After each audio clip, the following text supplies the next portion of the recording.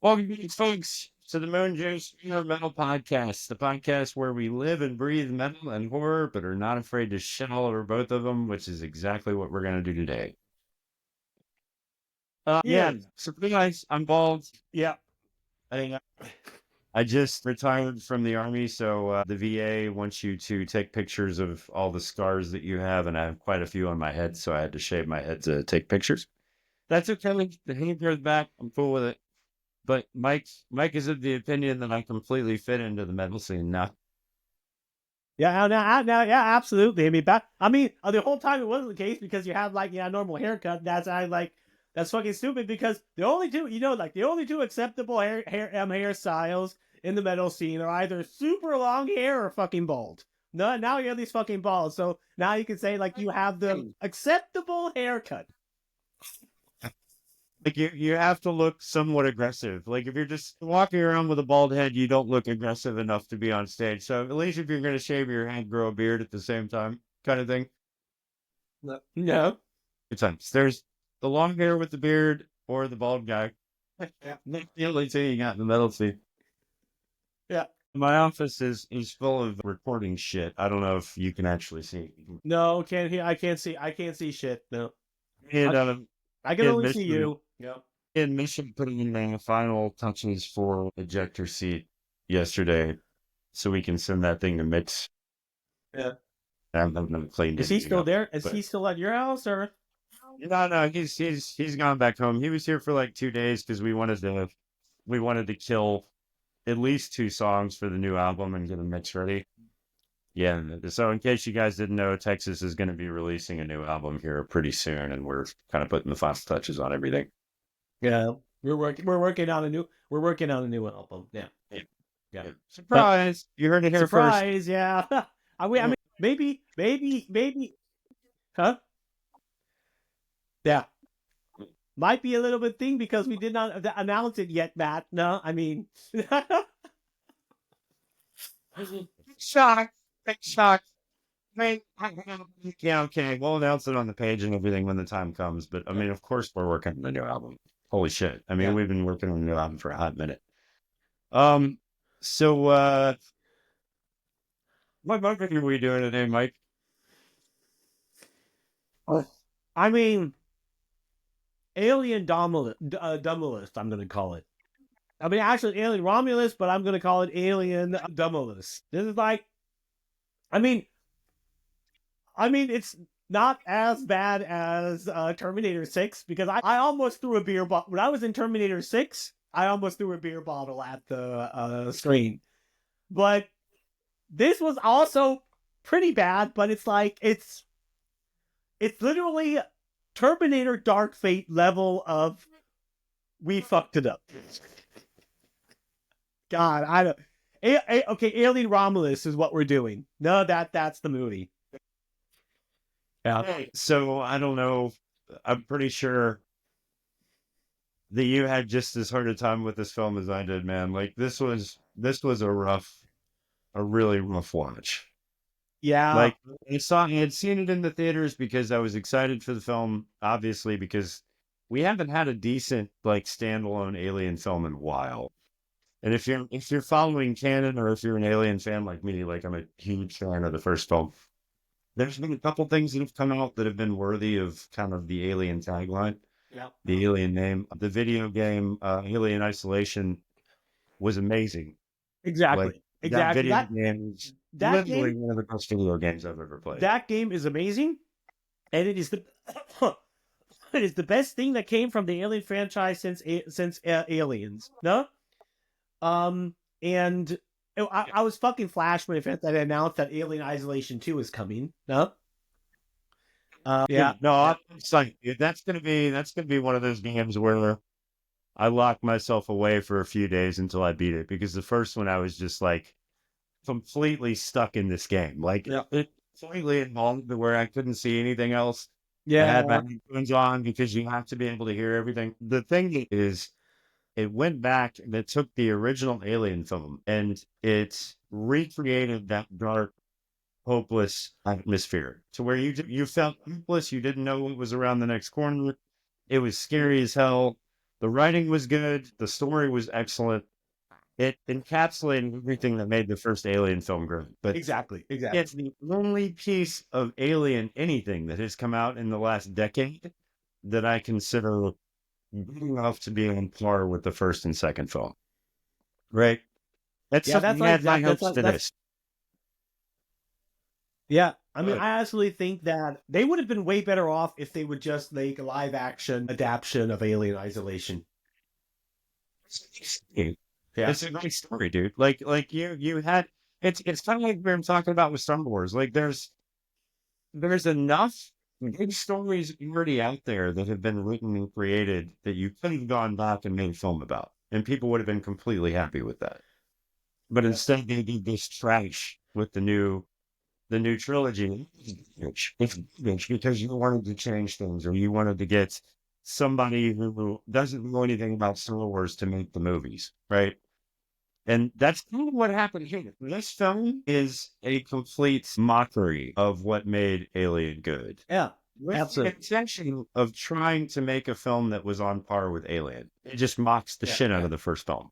And it's irritating. It's irritating in a way that, like all these fanboys for Star Wars and whatever else you're a fan of, these kids are like, this ruins my childhood. And I hate to hear them, because that's stupid. Like, nothing that comes out should ruin your childhood or your memories of a certain film, right? Exactly. But I understand it to a point. This is kind of like the new Star Wars trilogy, but for aliens. That's what this is. It shits all over all the lore. Absolutely. It shits all over everything that was established. And it does it so shapely, man. Like, I don't know. Not a good film. This is not a good film. We left podcast when we say we talk great about the film because I don't have a lot of good stuff to say. It's still going to be interesting. Mike's got a million things he wants to. God, I mean, we might have a good portion of nerd rage in this one. Yeah. Also, we kind of decided that we're not exactly politically correct guys. I mean, we're not mean-natured or anything, but we'll probably say some things that might upset a few people. I'm sorry, but we're not trying to be mean. We're actually both big teddy bears. Yeah, but it's like just like I say, we're stupid assholes on the internet, so we're probably gonna offend just be a few prepared for people some nerd rage here. in this. Yeah. All right, so I just didn't feel like I need to go through what the budget for this film was, or even give a fuck. But I'm gonna do it because it's kind of an established thing that we do. Yeah. Well, I mean, I think we should do it just so we keep at least the lore of our videos. Guys, I ain't gonna shit on Lord. Don't worry about that. If you follow us in 20 years, it'll still be the same shit. So okay. This film, production budget wise, had 80 million. Not a staggering amount, quite honestly. Like, it's not an astronomical budget, but decent, right? Yeah.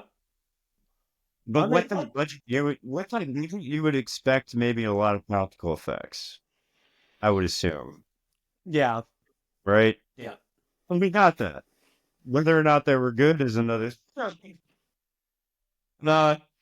So worldwide, the movie grossed 350 million, with 105 million from the United States and Canada, and 245 million from other territories in Europe. Did it also wasn't very successful? No. Well, I mean, it's tight. Well, don't because you have. I mean, thing is, if you go by the numbers, I mean, if the movie had a budget, let's say 80 million, no, we could count like 80 to 100 million what it costs to make, no. But when it comes to Hollywood and movies, they equally spend the same amount of money, no, on marketing and promotion. They all do that. That's something you can look up. So if a movie had a budget of, let's say, 80 to 100 million bucks, you can count the same amount, no, that the studio probably paid just to promote and market the movie. And Right. and these costs you most likely are probably not going to find on the internet.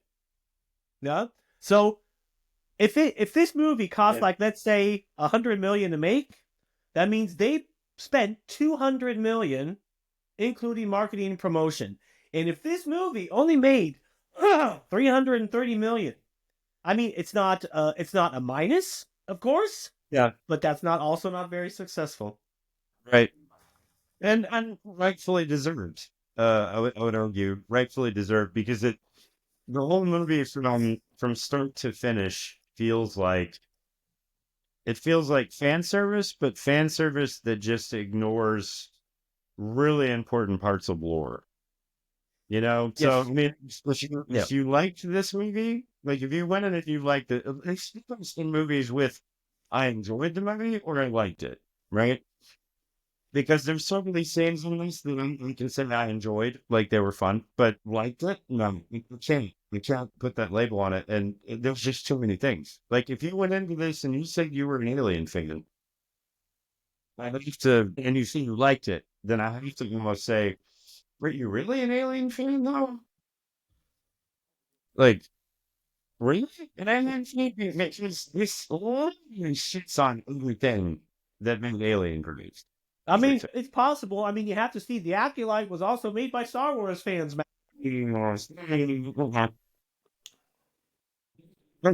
I mean, look at a lot of fans.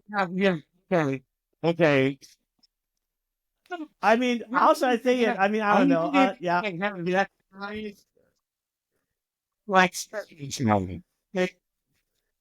I'm going to find some way of speaking time on our podcast because that shit does not exist. Yeah. No. I mean, this is. I mean, okay. No, but you're right. Supposedly made by Star Wars fans.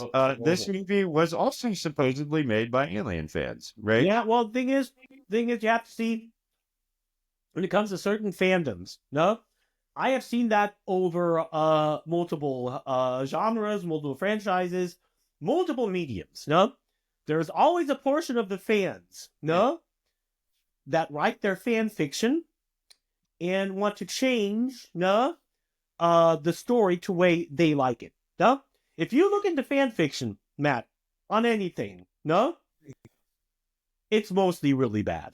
It's bad. I've done it with Star Wars, with World of Darkness, with Aragon, with Zelda, with multiple horror movies, just generally stuff I like.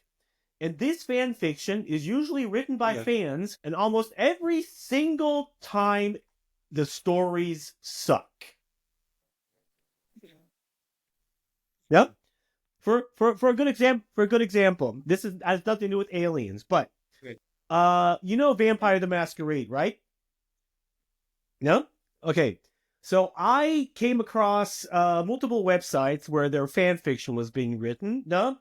Where fan fiction made like in his fan fiction story, a erotic Nosferatu vampire. Now, for those who do not understand, Nosferatu are a vampire clan that have been cursed to be these ugly, monstrous things that nobody wants to look at. No? Right. That is literally the curse of this clan. No? Yeah. And this fan went out and wrote a story on, he wants this specific Nosferatu to be sexy and attractive. No? Where I'm like, that contradicts the entire concept of these characters. And that point, that was a story, Matt, written by a fan. Okay.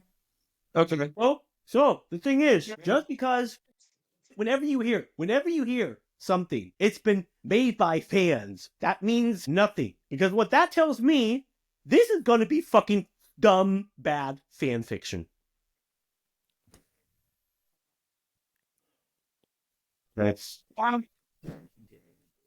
I mean, like, your casual fans that have an overactive imagination tend to take things and take them in a different direction and stuff like that. But this here was done by Fede Alvarez, who is, I mean, he's admittedly an Alien fan, is what he's. The first film was amazing. I felt like we needed to do a sequel to that movie because, reasons. I don't know. This did not need a fucking sequel. Like, the sequel to Alien is Aliens. Period. Like, that is the direction. Like, that's the one thing it's supposed to know. Like, we did not need to know what happened. And if you were going to do that story, at least make it interesting. At least make it a story to where it fits in and makes sense to the rest of the story. Yeah. But series each not only does it go off the rails when it comes to lore and how things work, but it also does not fit. It doesn't fit into the entire story of Alien. Let's forget about Alien 3 and Alien 4 for a minute. That'll come up later. But let's forget about those for a minute. If you're looking at Alien and Aliens, this does not fit in or make the story of those two movies any better. No. It is. I mean, even if you look into Alien 3 and Alien 4, no? I mean, liking them is a different discussion, no? Neither of those movies destroyed lore. Neither of them, no? Neither of them you would say, like, it did not necessarily fit into the universe. You don't have to like it. I mean, they're like, I didn't really like them either, no? But at least, they did not fundamentally change the lore, specifically Alien 4. The lore changes that were done in that were written, so you could say, well, because it came to the fact they cloned Ripley. With Ripley, they cloned the Xenomorph Queen. In that process, somehow alien and human DNA got mixed up. So, and everything happening with the aliens as kind of this human mix-up thing was just a side effect that was not counted, that was not what they didn't expect to happen. No? So, that itself is absolutely fine. But even Alien 4 does not fundamentally change the lore. It very clearly clarifies this is only happening because they've done this cloning experiment shit. Right. It kind of delves deeper into the lore and kind of creates new things, but it doesn't go back and change anything that you've seen before. Right. Exactly. It expands the lore. You can say that. It's an expansion of the story, and as silly as that film was, which it was silly. I mean, it was a terrible film. I didn't hate it, but it wasn't great. But it did not break anything. Yeah. I mean, I like Alien 4. I mean, maybe because it was silly. I liked it because it was just fucking silly. Interesting choice of director. They chose a director who typically does comedy, and they let him do the film. And there was a lot of elements of comedy in that film that I mean, it's like it's probably one of the only like comical Alien films. If you look at the first one and then you watch Alien 4, it's almost two completely different universes because Alien 4 is silly. Yeah. It's silly as fuck. It doesn't break anything. This movie breaks the shit out of everything we saw in Alien. And I can't I go back to my original statement. If you're an Alien fan and you went into this film and you liked it, I really have to question what you think an Alien fan is. You know what I mean? Yeah. We can get into the movie, right? I could go down to the cast of characters. But quite honestly, who cares? Yeah. Quite honestly, just like Yeah. Yeah. I didn't give a shit. I didn't give a shit about any of these characters. There's no character building aside from what we get at the beginning of the film, where we understand who the main female character is and where she comes from. And that there's no character building here. They are fucking cardboard characters that do, and that's where I'm with it, right? Yeah. This movie was marketed as a horror film. So if you go back and you watch the previews that came out about this film, everything that you watched made it feel like a horror film. And so it wasn't completely like that wasn't a bad idea, because this film is definitely a horror film. Like it is not. There are sci-fi elements to it because it is Alien, but it's a horror film. And I see, not because it's scary, it's not fucking scary, because it follows every single terrible trope that you could possibly stick into a horror film. And check this out, Mike. All right, we'll get into the film, but remember this, okay? So, horror movie tropes. I made a checklist. Yeah. Horror movie death checklist. The guy who says, we'll be fine, which he does say, the guy who says, we'll be fine, dies immediately. Check. The person who suggests splitting up gets picked off next. The character who is kind of an asshole has the most brutal death. Sweet. Yeah. A completely avoidable death happens because someone trips. Right. Otherwise, someone hides in locker as if the ever works in any horror film, then dies horribly. Shit. Yep. Okay, so we've literally checked off some of the worst tropes used in horror films, and he does them in this film. Just like, hey, let's see this work in other movies. I know that this is what horror does, so we're just gonna do it here too. Yeah. Like, there was no fun in any of these deaths, and these deaths are ridiculous, dude. Like, they're stupid as fuck. Yeah. So, okay. Movie starting. Okay. So, for those of you who haven't seen this film, this takes place. I didn't really check the year or whatever, but it takes place shortly after Ripley blew up the Nostromo and went away in her own ship and blew the alien out of the block. Right. There's a couple of problems with this, but I'll get into that later. A Weyland-Yutani vessel that somehow knew about what happened on the Nostromo from the first Alien film flies into the wreckage of the Nostromo to get the planet where the original xenomorph from that film has cocooned itself in space. Right?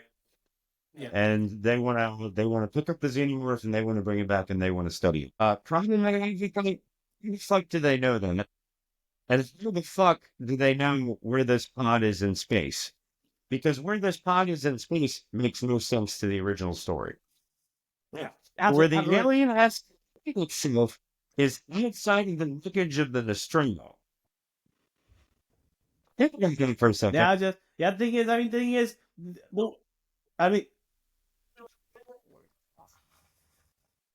yeah, now that bit first it exploded, and it's just like this is a stroke. That is just like how did they know? I mean, Weyland clearly knew of the existence of the xenomorphs before they sent Astrono, whatever the name of the ship is. Sorry if I butchered that name. They knew that up front. No, clearly. No? Because it's in the first Alien film, because the android that they sent on board, Reek, right? He had an alternative motive to being there, and it was all about the xenomorphs. So they've known about the xenomorphs for a while. That's not an issue for me. The issue is what you said. How the fuck did they know where the pod was in space? Yeah. And how the fuck did they get there that fast? Because it was stated in Alien, yeah, that there were like, I don't know, light years away from any civilization. You know, the planet they found, the alien Eglon. It was like, they clearly stated that. It's clearly stated that half the time you have to go into cryo sleep to get anywhere, and they're just there. Right. And then they find, did they happen in the endless amount of space, no? Try to find out this kind of rock meteor cocoon that the alien spun itself in. However the fuck that happened, no? Because, I mean, xenomorphs are pretty durable, you can say that, but they can't exist in space. I mean, come on. This is that. I think that would have had to have been a lot of research that went into xenomorphs before the original mission that Ripley was on, for them to know that this thing would cocoon itself in space. On top of that, they find the alien pod right next to the wreckage of the Nostromo, right? this makes absolutely no sense because in the first Alien film, Ripley flies way away from this ship. Way away from the ship. Almost to where when the explosion happens in the original film, she kind of sees it from a distance. Right? So the xenomorph then is inside the ship with her, and she ejects it from the airlock in the original film. Well, if it got ejected from the airlock from her ship, it would have been so freaking far away from the Nostromo. Yeah. So freaking far away. But when these scientists pick it up, they pick it up right in the wreckage of the Nostromo. So Fede Alvarez did not do his fucking homework on this. He ignored like the main point of the last film, that she blew it out of an airlock in the middle of space away from everything else. But magically, it's right here at the wreckage of the Nostromo, and they knew right where to go to pick it up. Yeah, yeah. Scratch one for me. Like when I went into this film and I saw that, I was like, okay, I know what kind of movie this is going to be. Yeah, for me, it was straight up to begin. I This was is like, going to be a what the movie fuck? where they ignore anything that happened and kind of loosely do it. No, they ignore the entire first Alien movie, and it's just like, what the fuck? I mean, I'm usually the guy that complains when other people in science fiction, fantasy, and horror say that's unrealistic, that can't possibly happen. I'm usually the guy that can defend that, but this is an entirely different level of dumb shit nobody needs. I mean, they completely ignore like really serious things from the first film, and I mean, it kind of strips them. Like this is your initial entrance into, we are going to shit on the story that we are supposedly making a sequel of. Right?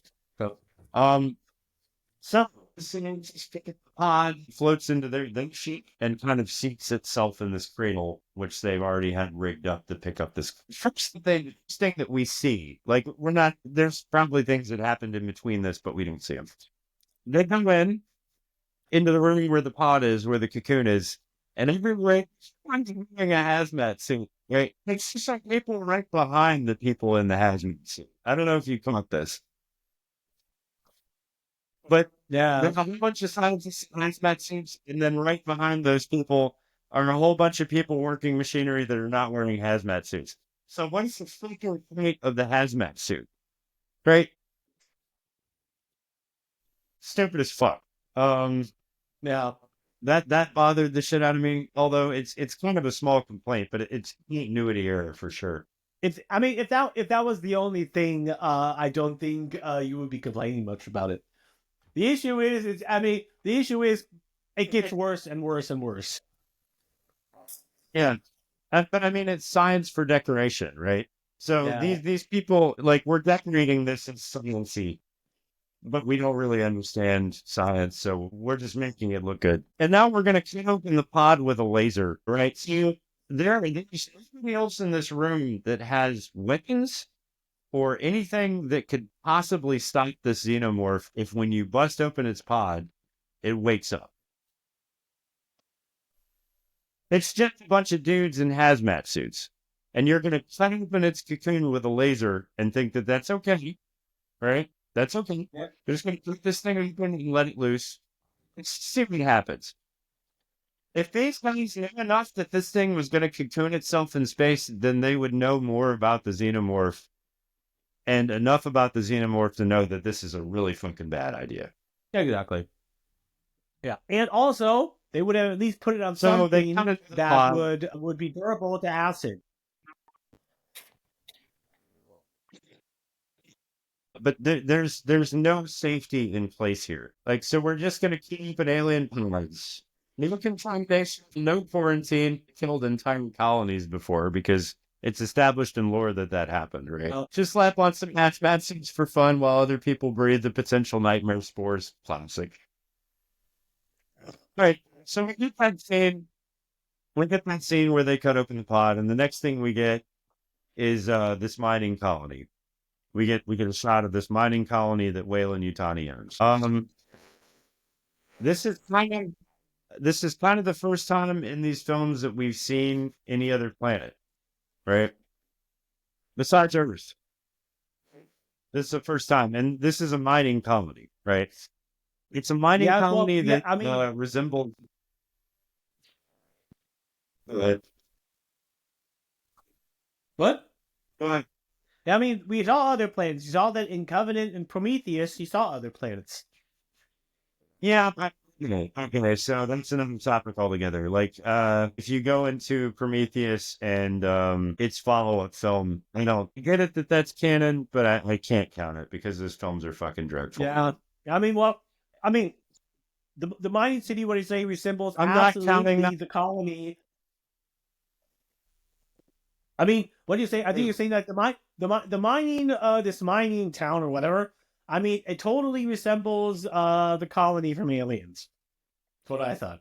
It kind of does. I mean, okay, you've got that planet from Aliens, right? But this is kind of the same thing as that. It's like really gray, and kind of dystopian looking, which I'm sure there's a lesson there somewhere, but I don't want to be political. This is kind of like this is this colony is kind of like RoboCop, right? The movie RoboCop. It looks like someone trying to rebuild Detroit from RoboCop, but forgot that humans have like Yeah, I basic mean, needs. yeah, yeah. It has. I mean, the thing is not. It didn't remind me of RoboCop.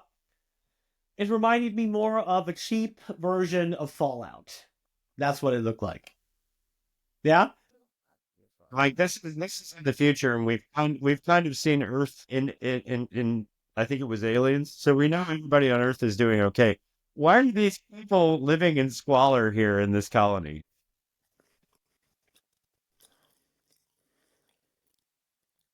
So then we get our reveal of the main female character. Her name's Rain, and she has her buddy Wait. with No, her.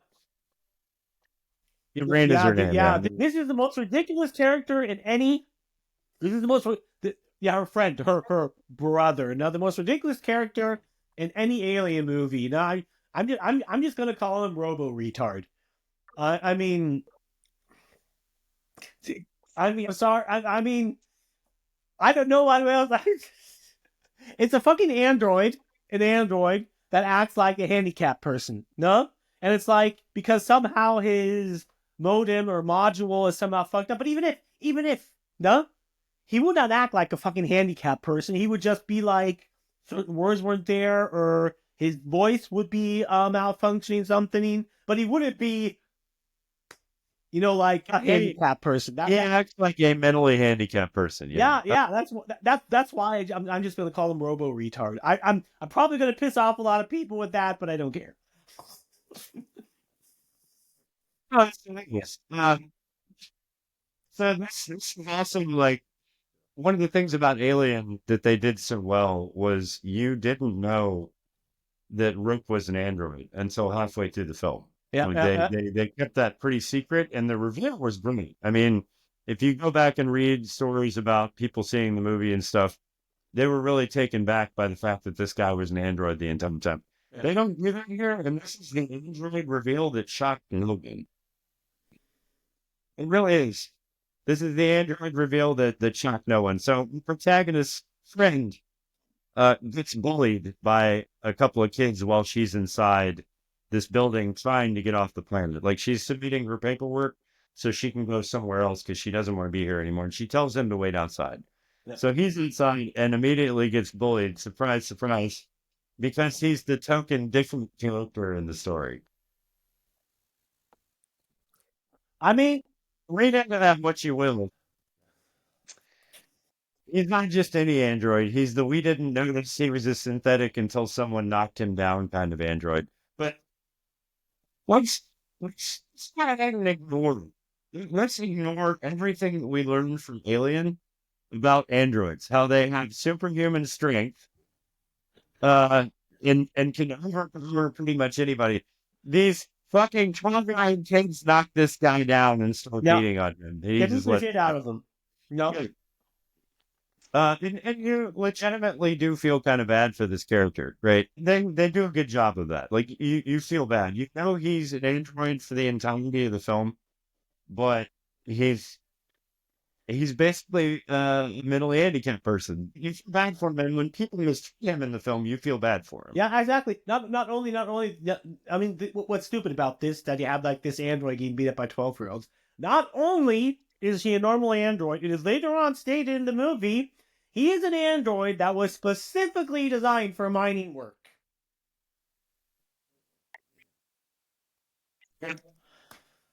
So Yeah. he's So probably built to be even stronger than your average android. If you're doing I mean, mining, exactly. This android should be like the Terminator level of strength. then when we see him later in the film, leaving bulkhead doors open with one hand. Exactly. Yeah. Yeah. He just lets these kids beat him to death, which is also against his primary directive, which his primary directive is to do what's best for Rain, because that's what the father programmed him to do. Oh. So I don't think it's the best for Rain if you get beat to death by 12-year-olds outside and you're completely useless to her when she comes back out. So I would think the directive would be, hey, stop any bodily harm that you could possibly endure. Yeah. He just takes it. He just gets beat down. So she finds out that she's not going to be able to get off the planet. So these people that in this mining colony are basically stuck there. You can get off the planet. You can go somewhere else, but you have to submit the paperwork, and it can take up to 5 years, right, is what the woman tells her. All right, she's like, yeah, it'll be another 5 years before you can go anyway, honey. So fuck off. Yeah. So she comes back out and picks him up off the ground, and he's got the white blood draining out of his head. So that's kind of our hey, by the way, he's an android, because we know this from the other films that it's fucking ridiculous. Yeah. Yeah. So she picks him up, and then we kind of see him in what looks like a console, and we kind of like an area where a bunch of teenagers and people are all huddled together, and they're sitting at this table, and she's talking to one of her friends. Yeah. And they're talking about getting off the planet and all this stuff. And all of a sudden she gets a message from her ex-boyfriend. And he's saying, hey, I got news about something that you need to hear. Obviously, I'm not going to say it on here because I don't want anybody else to see this, but you need to come see me. And I need to tell you about it. Yeah. And so she does that. She goes to where he's at with all of his friends in another ship that's kind of parked outside, and goes to see what that's all about. The whole time, what's this fucking android's name? I don't even ever seen about his name. What was it? Andy or Robo Retard.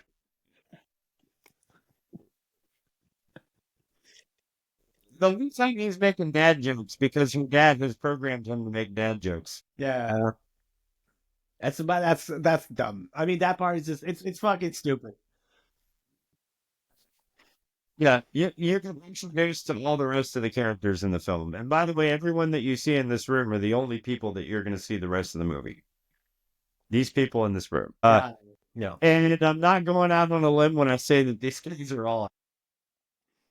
Oh yeah. They're all fucking assholes. The only one that's not an asshole is obviously Ray's ex-boyfriend. No? He seems like he's the only one that's not an asshole. Yeah. He seems like okay, good. Yeah. But at the same time, like, he seemed an asshole because the main reason that he invited her to come up there is because he wants to use her android to get into this ship that's floating above the planet's surface, which you find out there's a Weyland-Yutani vessel. They call it a vessel. You don't see the ship at first. It's a vessel. And they want to go up to the ship and steal the cryopods that are in the ship, because they need the cryopods to be able to fly to this other destination that's light years away, where they can live happier than where they are. Right? So the idea is to go up there, steal the cryopods, use them on their ship to be able to go to sleep, to make the trip more bearable. Because I think they said it takes, 9 years to get to the location they're trying to get to. So that's the idea. But we have to use your android because he has all of the protocols and everything else that we need to be able to infiltrate the ship. Right? Yeah. But I mean, the thing is, it's not really from his point of view. The thing is, they just need the android. It's not like he wants to damage him or hurt him. It's just like, we need the android, and he asked basically if they can help him because he's an android, and yeah, that's pretty much it. So I wouldn't call him a bad guy for that. He's also the only one of these people, of the main cast that does not treat Andy like a fucking piece of shit. Yeah. He's the only one. He's the only one that's actually nice to him and treats him like an actual person. No? Well, yeah, we'll say that he is the only nice person. There's sometimes where he's really nice to him. Like he's like, "Oh, it's okay, buddy, whatever." Yeah. But at the same time, he's using Ring to get into this place. But at the same time, he also says, "Hey, if we're able to do this, then that means you can come with us, and you can also live happily." The only thing is, we find this out just a little bit later, that she would have to give Andy up. And Andy is not, he's an android, but she also calls him her brother. Like he is a family member. Yeah, but the thing is, Ray would have done that one way or another. Even if she would have, so that has no effect on them because Ray already knew that she wouldn't be able to take Andy with. And she knew that when she was also going to go the legal way. But she just didn't have the heart to tell Andy. Right. Yeah. And I feel like this entire time she's been wanting to pass this guy off as a human. Yeah. Like there was this little glimmer of hope for her that she would be able to pass him off as human somehow, as maybe her mentally handicapped friend, brother, whatever, and take him with her. But ultimately she understands that if she goes anywhere else, she has to give him up because on these other colonies or these other planets, for whatever reason, they don't allow androids. Right. So it's also kind of the Star Wars thing where androids are treated as a lesser form of human beings, or droids are treated as a lesser form of human beings. Other planets don't like them. Yeah, I think, I don't know, they're not, the thing is, it's not like androids are treated as lesser human beings. They're not even treated as beings. They're being treated, they're machines. That's what they're being treated like. They're just machines. No? Yeah. That brings up another point too, and not to get into the weeds too much, but this android Andy is Weyland-Yutani property, right? Yeah. And everything that's been established about Weyland-Yutani thus far is that it's a corporation that keeps its secrets closed, and anything that belongs to them is theirs, and they're really serious about keeping it intact. So the fact that she's walking around with this Weyland-Yutani android in the first place, like he's just a human, is a little bit far-fetched, in my opinion. Like, it's ridiculous. Yeah. Like, how much would that android cost if you wanted to have one of those as your personal servant? Like, quite a bit of money. Yeah. Right? Yeah. Well, she definitely doesn't. The fact that she's walking around with her own android is okay in this universe for whatever reason. But that also extends. That line of thinking also extends to the ship, right? So these guys get into their ship and they fly up into orbit where this Weyland-Yutani ship is hanging out in space above their plane, right? Well, we find out this is not a ship. This is a fucking, it's basically a world. What? So ship that's floating above their planet is not a ship. It's basically a space station. A space station, exactly, yeah. It's a space station, and a very, very big space station. Like this had, thousands of people on it, right? From its size. And so the fact that this thing is floating around in space above their planet, decommissioned makes no sense. Because then they get into the ship, you realize this ship is high tech. It's not a cheap piece of shit ship. It's a ship that has all the amenities to sustain an entire population of people for a very long period of time. Yeah. You're talking billions and billions and billions of dollars, right? But it's just floating there in space, and Weyland-Yutani doesn't come about it. And this is the same Weyland-Yutani that just flew light years away to go find an alien in space that had cocooned itself. So I'm pretty sure these guys knew that this space station was floating above this planet, right? Yeah. Why are they not there? Why are they not retrieving this vessel? It's floating above a planet that has rings, right? And this ship is slowly floating into the rings of this planet. And when the ship floats into the rings of the planet, it's going to be destroyed because the rings are made up of high-speed rungs, right? So it's going to destroy the vessel. Yeah. Weyland Yutani should know this, but apparently they didn't give some. They just said, well, it'll be fine. It'll be fine. Space station, that thing, we don't need it. Yeah. Next time their fucking ship and they attach to the side of the ship and they go in, right? Andy goes in with them. I don't know what to call the other character because I didn't give a shit about his name and he sucks, right? We're supposed to hate him, but it's the boyfriend. He's the asshole. And then the bad guy, who I can't understand a fucking word he says. I can't understand a fucking word this guy says. It is the worst British accent rating for me. Yeah, that's the next thing that's also ridiculous. I didn't have a problem understanding him, but it's like, okay, no? What pisses me off generally, you have like in this group of people that have all basically you could take been born on this fucking mining planet and have lived in the same fucking community, somehow have 3 or 4 different accents. That's stupid. Yeah. I mean, either because I mean, this is not a group of people that regularly go to different planets or whatever. This is the people that are so fucking poor they can barely afford their lives. So you'd have one accent, or they should let's all be speaking normal English. Have like 4. I mean, because Asian chick and the other girl they were speaking differently than Ray, and Ray had a different accent than from the other 2 girls. And from her ex-boyfriend. And by the way, her ex-boyfriend is the brother of the other girl. And somehow they have 2 different accents. Yeah. So you have siblings raised by obviously the same parents, but you have 2 completely different accents. I don't like how that was missed blows my mind. I caught that too. And the fact that if you have a group of people that were raised, this is big writing. If you have a group of people that were raised on a planet together, and this is obviously the only place that they've been, right? Yeah. Everybody starts to form a dialect of whatever language they're speaking, and that's generally what everybody speaks. And you see everywhere you can go from where you live to where you live, which Mike lives in Baden-Württemberg, which is basically like Bavaria, right? And I live in Hessen. In Hessen. And the dialects are so different. I'm not going to say it's almost a completely different language. It's not. It's still German. But the dialects are so different that it is immediately noticeable when you're talking to someone. Yeah. And we're talking about maybe like 2 hours difference in travel, right? Yeah.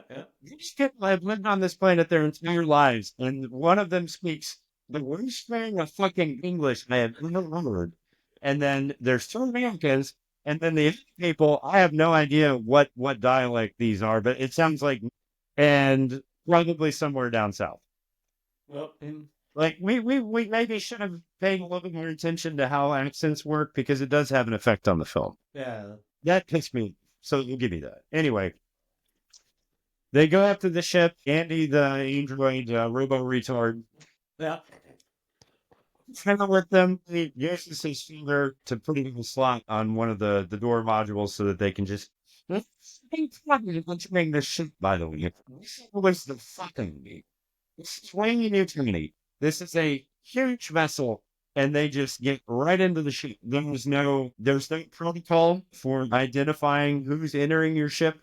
There's no cameras anywhere. There's not a camera in sight to show who's coming in a door. There's no security modules like Gatling guns or anything like that to stop anybody from getting into the ship. They just walk right into the ship. Everything, just as you would expect in any Aliens film, everything's dark. The lighting is not very good. The gravity drive has been shut off in the ship. So there was 0 gravity, and then all of a sudden, gravity. Yeah, because the gravity thing is misfunctioning. Yeah. So they explain, at least they have their way to try to explain it. They say, well, gravity drives, when they're shut off, still have to purge themselves every 5 minutes, right? Yeah. And so this is an interesting dynamic that plays a part in the story as we go along. But as long as the gravity drive is shut off and there's 0 gravity in the ship, every 5 minutes, the gravity drive will purge itself. And when it does that, gravity comes back for maybe a minute or so and then goes away again. Yeah, and that's also the first thing that makes no fucking sense, because this is at the beginning of the movie and then pretty much towards the end of the movie, and and between that, the gravity works totally fine. Well, so they stabilize the gravity drive. That's one of the first things they do. But that machine, they try to go check out the cryopods, right? Yeah. So you open the ship, and less Cockney accent British guy is floating across the ceiling, playing around like he's never been in zero gravity before. Mind you, he's on the ceiling about, I don't know, 50 feet from the floor, just like playing around on the ceiling, knowing that the gravity drive is going to purge itself and gravity's going to come back. We've completely forgotten about this. So if you fly from a distance of 50 feet onto your ass, you're going to break something. Yeah. But this guy just running along the ceiling all willy-nilly, like, then what I wanted to see, and all of a sudden the gravity drive comes back on. It comes plummeting from the ceiling back suicide to the floor. It is a 50-foot drop. He doesn't really hurt himself. He just kind of gets back up and is like, "Fuck time, I think I did something." 50 feet from the ceiling, bro. We're just 50 feet from the ceiling. No issue. Completely fine. So where we've established that the fact that the gravity comes back on is not like an immediate showstopper for everyone. It's not going to hurt anybody. Yeah. Right? Fingers fucked. Well, whatever. So they check out the cryopods. They realize that the cryopods that are on the ship, at least at the location that they're at, do not have enough cryo for them to make their journey to where they want to go. So now they've got to look elsewhere on the ship to find more cryotubes. By the way, at this point, it's already been established that they have a certain amount of time before the ship crashes into the rings that are around the planet and gets destroyed. 5 to 6 hours, they say. 5 to 6 hours, right? Yeah. So they're like, yeah, we got 5 to 6 hours. We have the stuff and we'll be out of here before this thing crashes into the rings. And that was the original plan.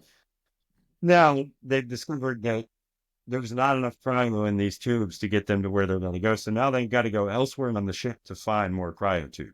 Yeah. No fuel, not cryotubes. It was the fuel was the problem. Yep. And so they do that. They're like, well, fuck it. Okay. He looks at this device that he's got in his hand that kind of shows where on the ship it's cold. Right. And that's how they find the cryotubes or the cryo fuel. And they locate the spot in the ship it's a ways away. It might be like 700 meters or something, but they still have to get through doors to get there. So it takes a while. The whole time Andy is sticking his finger in doors and like, Andrew, but he apparently has plans to get through every fucking door in this station, regardless of what's behind it. Yeah. Right? And the fucking door, including the fucking door that the facehuggers are in, right? Yeah, now, and this is the next big thing. What the fuck? No? How? Okay, they go into the room, no?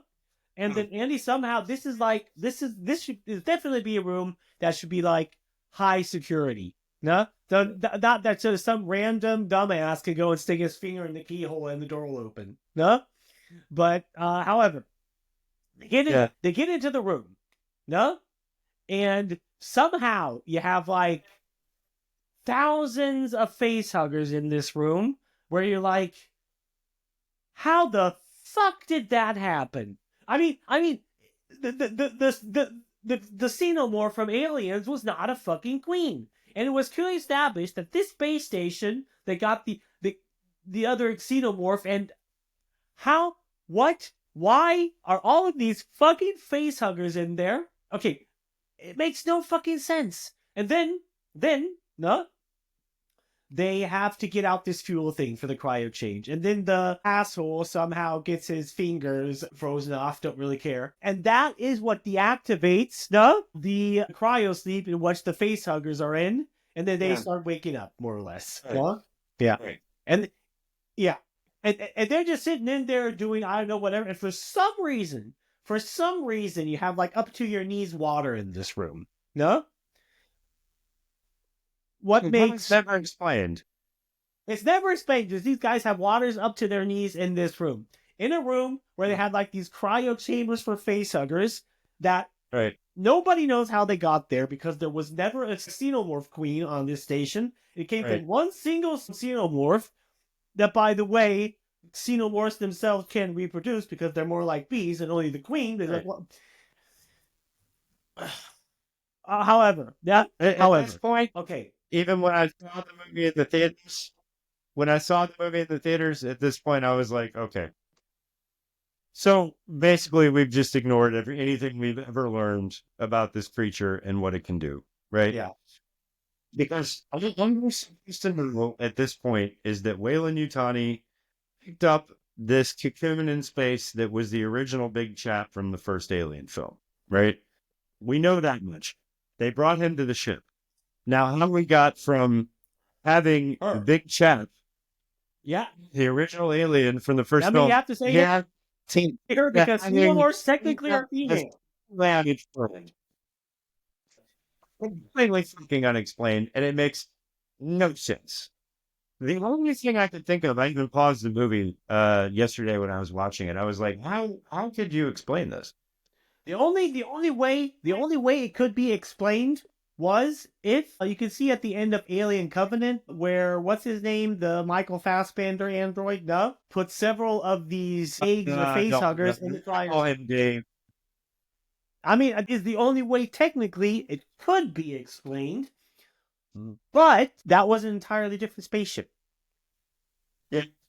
Yeah. Not to mention that happens way in the past. Yeah, and because that, and it's a different spaceship, and this is unlike the space station Deimos and Romulus. You know, that's a story from the Greek. Those are actually names from the Greek, the Roman mythology, not the Greek mythology. Yeah. Here's the thing, right? And like I said, I don't want to get too much into the weeds about how none of this makes sense, but what if you're not ignoring the prequels that were created by Ridley Scott to kind of explain what the black goo is and what the xenomorphs are, if you're not ignoring that, then you have to say, okay, this happened in the past. This android, who we don't have the complete story of what happened in Alien Requiem yet, because we don't have a third part. We don't know how he got these tiny facehuggers to the next location to be studied and moved on and created to create the xenomorph. If we brought all this stuff to Weyland-Yutani and they now have this creature, don't you think they would have produced more xenomorphs, you know? Mm-hmm. So why the fuck are they flying out in the middle of space, in the middle of nowhere, to pick up a xenomorph that had been cocooned? That's no sense. You have settlers on the space station that they've already bypassed the whole xenomorph thing. Yeah. So why bring a xenomorph that you obviously already know what damage this thing is capable of? Why do you go looking around space, bring it onto a ship, put it on willy-nilly and just hope everything's going to be okay, when you obviously already understand the life cycle of this creature? Plot makes no sense anymore at this point. No. It gets worse though. It gets. So back to the story. Taking in the room where the cryo tubes are, which is the fuel for the cryo tubes that they're going to sleep in. They're pulling it out of the wall, like you said. One of the cryo tubes busts and freezes the guy's fingers. Jackass with the bad accent freezes his fingers. He's in pain. All of a sudden, and I don't know why, but the facehuggers are now peeping out of the little plastic things that they're in, right? Yeah. Why? Why now? Is it because they sense human movement? No. Well, that part itself does not make much because they were in cryo sleep. They were basically frozen. No, and they're waking up because when they pulled out the fuel thing, what? Because they pulled the cryo tubes. That's why. Yeah, get out. These facehuggers were basically in cryosleep, and when they pull out the fuel, that deactivated it, and that's why they started to wake up. No? And so then it's like, okay, and That makes more sense. then they somehow like they notice that something's in there with them because one of the facehuggers tries to get one of the guys, and this is like the only alien scene where it seemed like they successfully fought off the facehuggers for some time. But I mean it's I mean okay, that scene itself is like okay. I mean, I don't know. I mean, and there's more than just one face. I mean, two guys against one facehugger, I can understand that. But we have there are like thousands of facehuggers in this room, but they only get attacked by two. And then like Ray and the other girl, like, oh, we have to help them. We have to help them because Andy can't open. Now, this is the most dumb thing. Andy can open up the door from one side, but once way they were in it, nope, doesn't work anymore. I can stick my finger in. Now, it's got a quarantine lockdown, right? So the ship realizes that these things are busting out of their plastic, right? They realize that the facehuggers are busting out of their plastic. So the room gets quarantined and the door gets closed. So these guys are now trapped inside. And they can't get out. And this is a big problem because they only have a certain amount of time before the ship crashes into the rings of the planet, right? Yeah. And so they FaceTime or whatever the fuck this place is, FaceTime is, and gets in touch with Ray and his sister who are on the other ship and said, hey, you have to come help us. We're locked in this room. We're trapped. There's creatures in here. So they come onto the ship and they come. Like you said, has been able to break into every room since you. But now that there's been quarantine enacted, apparently his clearance is not good enough to open the door from the other side. Yeah, exactly. It's fucking okay. It's fucking ridiculous. Okay, however, and then they pick up the modem from already destroyed Android, and like, oh, maybe this one has access because I don't know, whatever. And then they has access.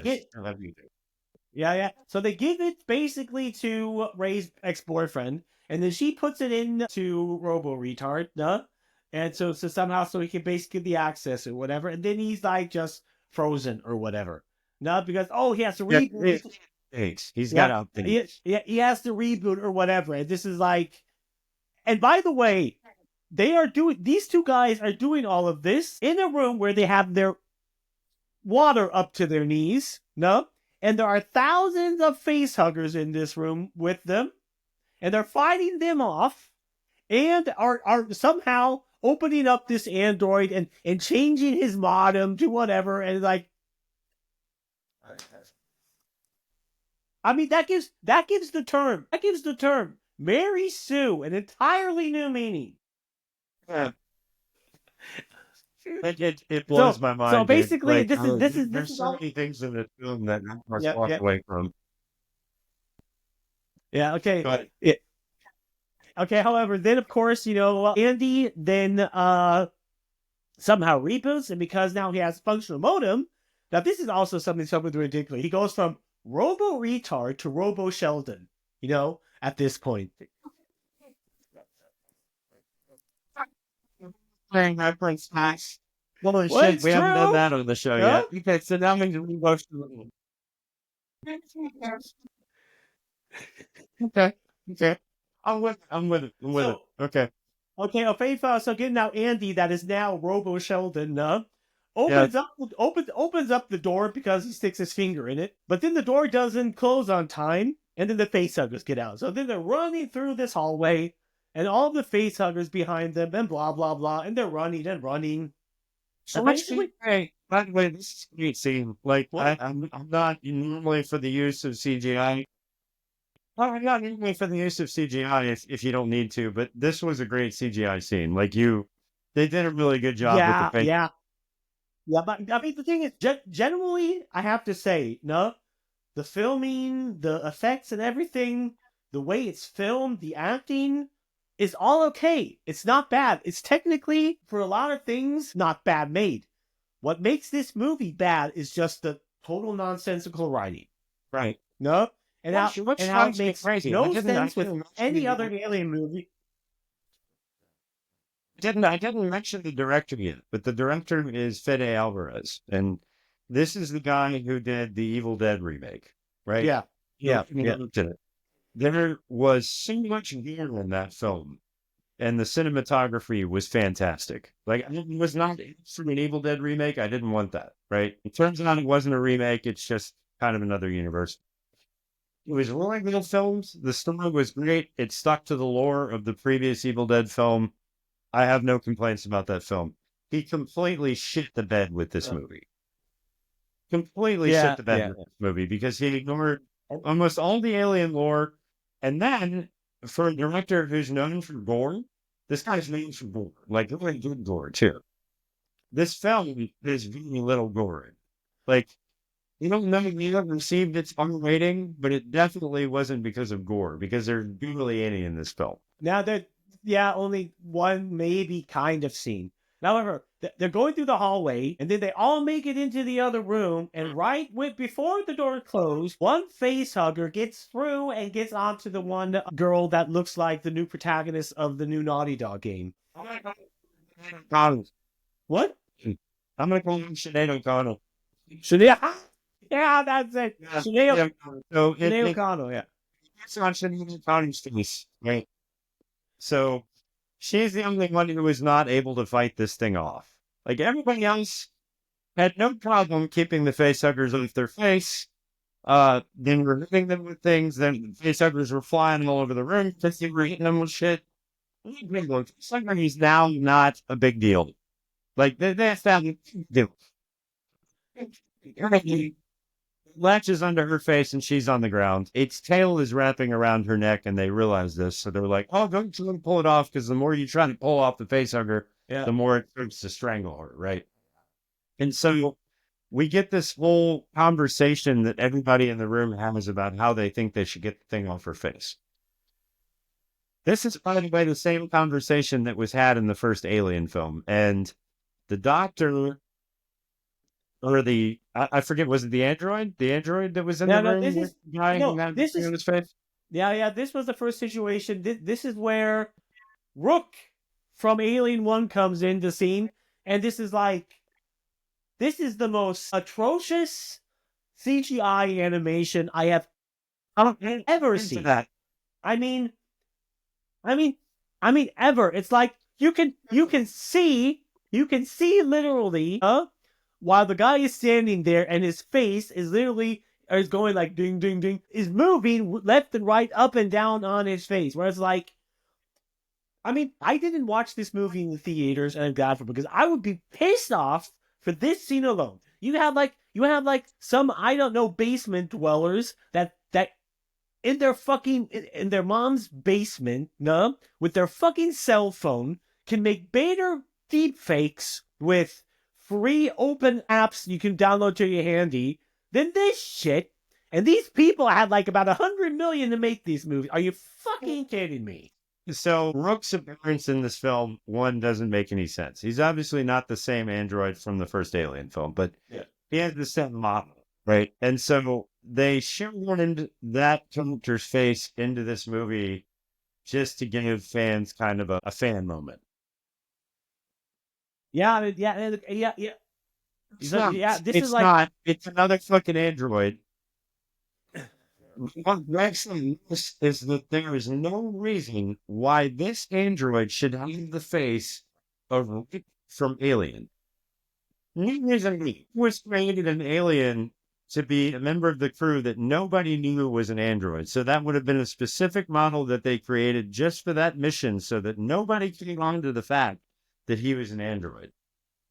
But magically, the android that's on the station looks exactly like Rick, which means that they're in circulation everywhere. So anybody in the first order should have known that he was an android. Yeah. Makes no sense at all. No sense at all. Anyways, I saw this right for the first time at home, right? Okay. So you saw the first version of the CGI. There are two versions. The version that was released in the theater was so atrocious that after the movie came out, Fede Alvarez came out and made a statement. Hey, I'm sorry about the CGI on the android. I know it was supposed to look like the actor, but it didn't. Thankfully, we went back and we fixed it for the home release. So the version you see is the better version. And the thing, it was atrocious. The one It I was saw, terrible. you have What to should come. have was the better version. You mean so the one I saw is the better version? Are you fucking kidding me? The one that was tragically bad. It was so bad that you really knew that it was Rook. And the facial animations looked like they had been hand drawn onto the dummy. It was terrible. And even people that praised this movie, the audience that praised this movie and said it was a great film, even they were like, that facial animation on that fucking android was tragically bad. And so they fixed it for the home release. The version you saw is the good version. And it's not good. It's fucking bad. No, it's not gonna. It's not gonna. You know what I mean? However, then they have the discussion on what they're supposed to do because they try to rip the face hugger off of her and it starts strangling her or whatever. No, and then this android just says, "Yeah, well, it'd be just better to put her out of her misery." And then now Robo Sheldon is also does not really know why and blah blah blah or whatever. And then they have a discussion what they're supposed to do. No. And then they decide to take the fuel of the cryo thing, and kind of instantly freeze its tail so it'll fall off. What actually is a pretty smart idea, huh? But That's nobody should was a previous Alien film. what? Nobody tried freezing it in the previous Alien film. No. However, I mean, as far as I know, this freaking thing a lot of times if we had known that. yeah. However, they freeze the face hugger and then the face hugger falls off of her. Now this is that thing that's completely fucking moronic because then they have to fight the face hugger off so it gets away. And then like the androids, yeah, well, it's not sure because there's only a 60-40% chance that blah blah blah. So the thing is, once the face huggers, how's it called? Once they put the embryo, not the fetus, into the person or the being they're implanting it into, they instantly die. So if this face hugger is still alive, it hadn't implanted the fetus yet. Because if it had implanted the fetus yet, it would be dead. I don't know. That was something established in the first Alien film. You're absolutely right. No, I didn't catch that. I didn't catch that, but you're absolutely right. That is, it's not necessarily established in the first Alien film. That's how it has always been. So the fact is, because this face hugger is still walking around, no, the face hugger does not decide to go to get on to somebody else. He's like, fuck shit, I gotta go. Fine, that. All right, I'm dying. Like, yeah, it's fucking dumb. It's just fucking. It makes no sense, and it completely ignores the lore from the previous film. However, then now Andy, now Robo Sheldon, because they're like, oh, we can't take her onto the ship because she's a risk.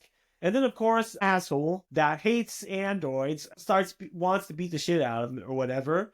And this is like the only smart thing anybody says in this movie, literally. Because we have to leave her here because she's a risk and blah. But no, but then somehow a fight starts because the Shawnee O'Connell, an asshole, run off because they want to make it up the ship because they know.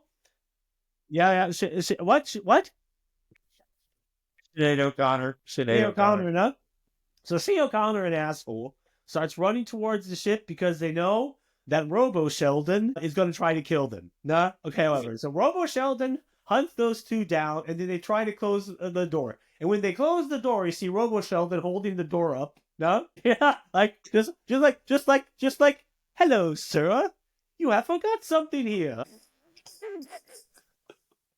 Okay, then that's what kills me, because he does this multiple times, showing that he has superhuman strength and couldn't protect himself from 12-year-olds. Whatever. And then he gets beat half dead by 12-year-olds. Yeah, right. Yeah. Okay. However, so then the doors close, and asshole and Shay O'Connell just decide to leave everybody else on this ship. Fuck them, no. Because asshole doesn't want Shay O'Connor to Yeah. get killed. Duh. So then they start off, and somehow pregnant girl that is the sister of Ray's ex-boyfriend. I can't remember any names. We'll I'm just just call gonna her call her Preggers. pregnant. What? Preggers. We call her Preggers. Who? We call her Preggers. Because she's Preggers. pregnant. That okay, preggers. Okay, however, and then they have somehow the autopilot on, and it starts flying off, and then instantly the alien the xenomorph starts to come out of Shay O'Connor. Like, oh, who? I mean, this is so fast. I mean, like, this is like Alien versus Predator level of stupidness. Fast. Fast. I actually timed this. This is literally, including the prequels that Ridley Scott did, where the first xenomorph was born, right? This is the fastest we have ever seen it in any alien film that a chest burster becomes what it is and comes out. Like, No. this logically, no matter what life form it could possibly be, is impossibly fast.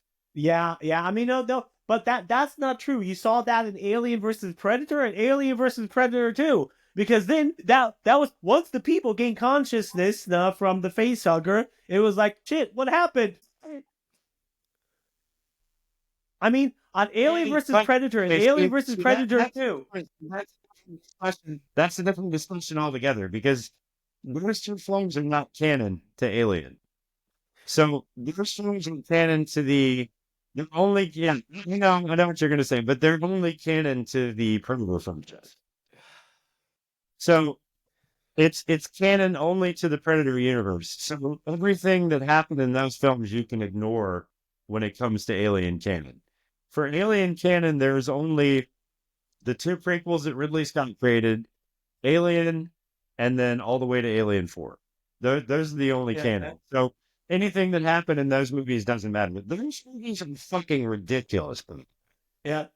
I'm going to come out on a limb and say that those movies are absolutely freaking terrible. I cannot stand Alien versus Predator. And everything was there. The Netflix story is great because there was a whole Dark Horse comic series that came out that was flawless.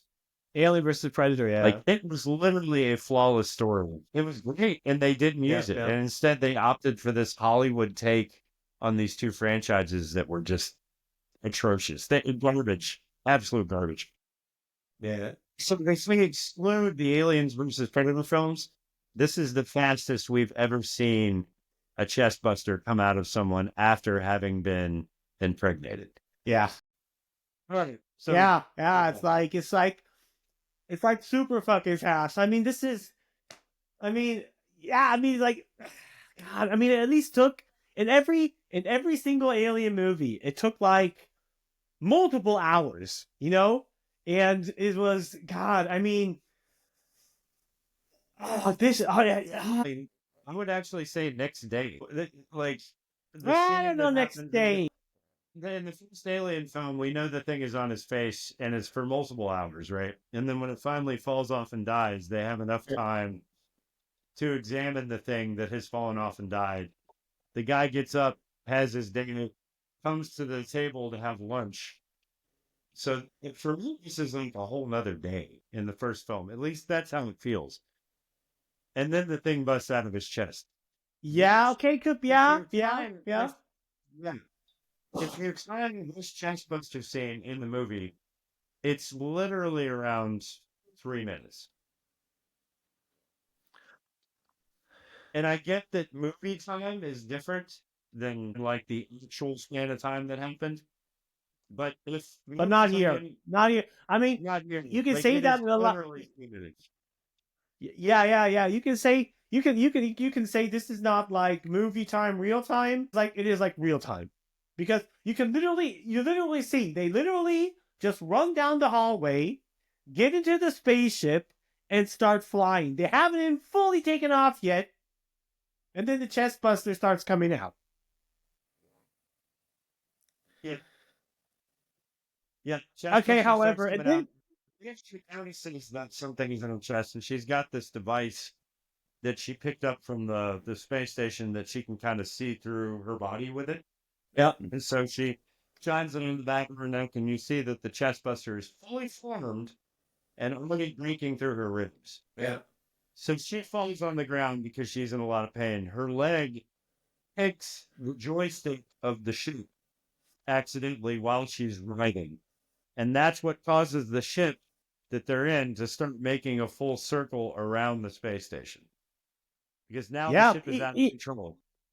Yeah, even though the fucking ship is all on autopilot. Yeah, I mean... Yeah, you're right. They never changed that. But she gets the joystick.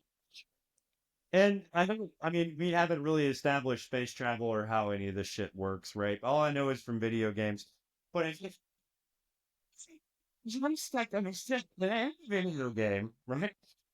And you do this to me, it's not going to do what the ship is doing. The ship and then starts orbiting the space station. It doesn't tilt and then fly out in the middle of nowhere. Imagine it starts orbiting the space station. Yeah. No, I'm not. I'm not. Game that I'm playing, I'm gonna do okay.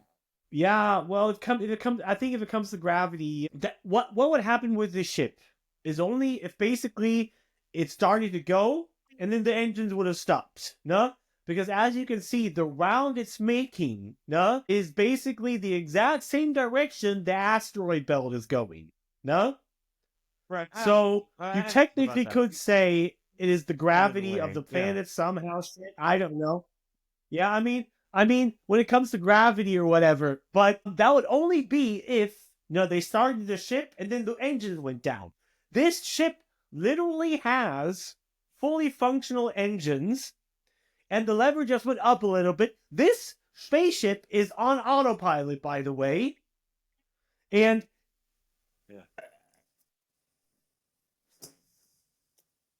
however, it flies around the entire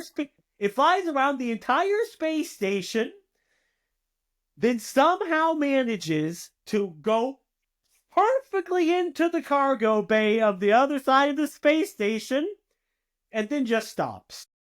Yeah. Just crashes into the cargo bay. So it's going around, and then all of a sudden,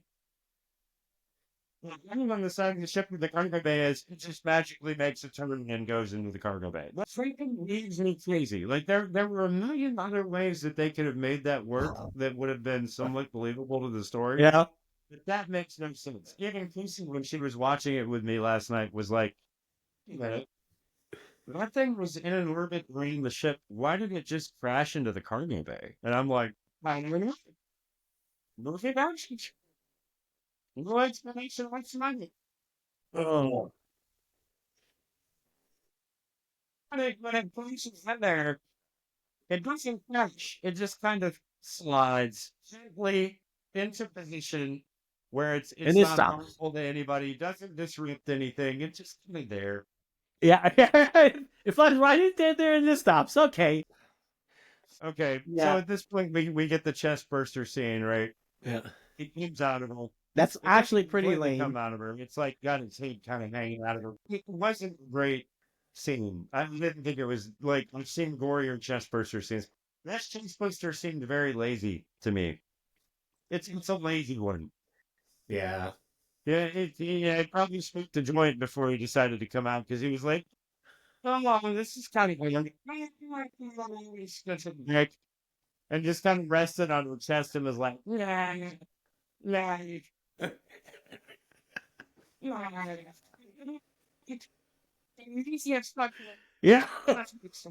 This is yeah.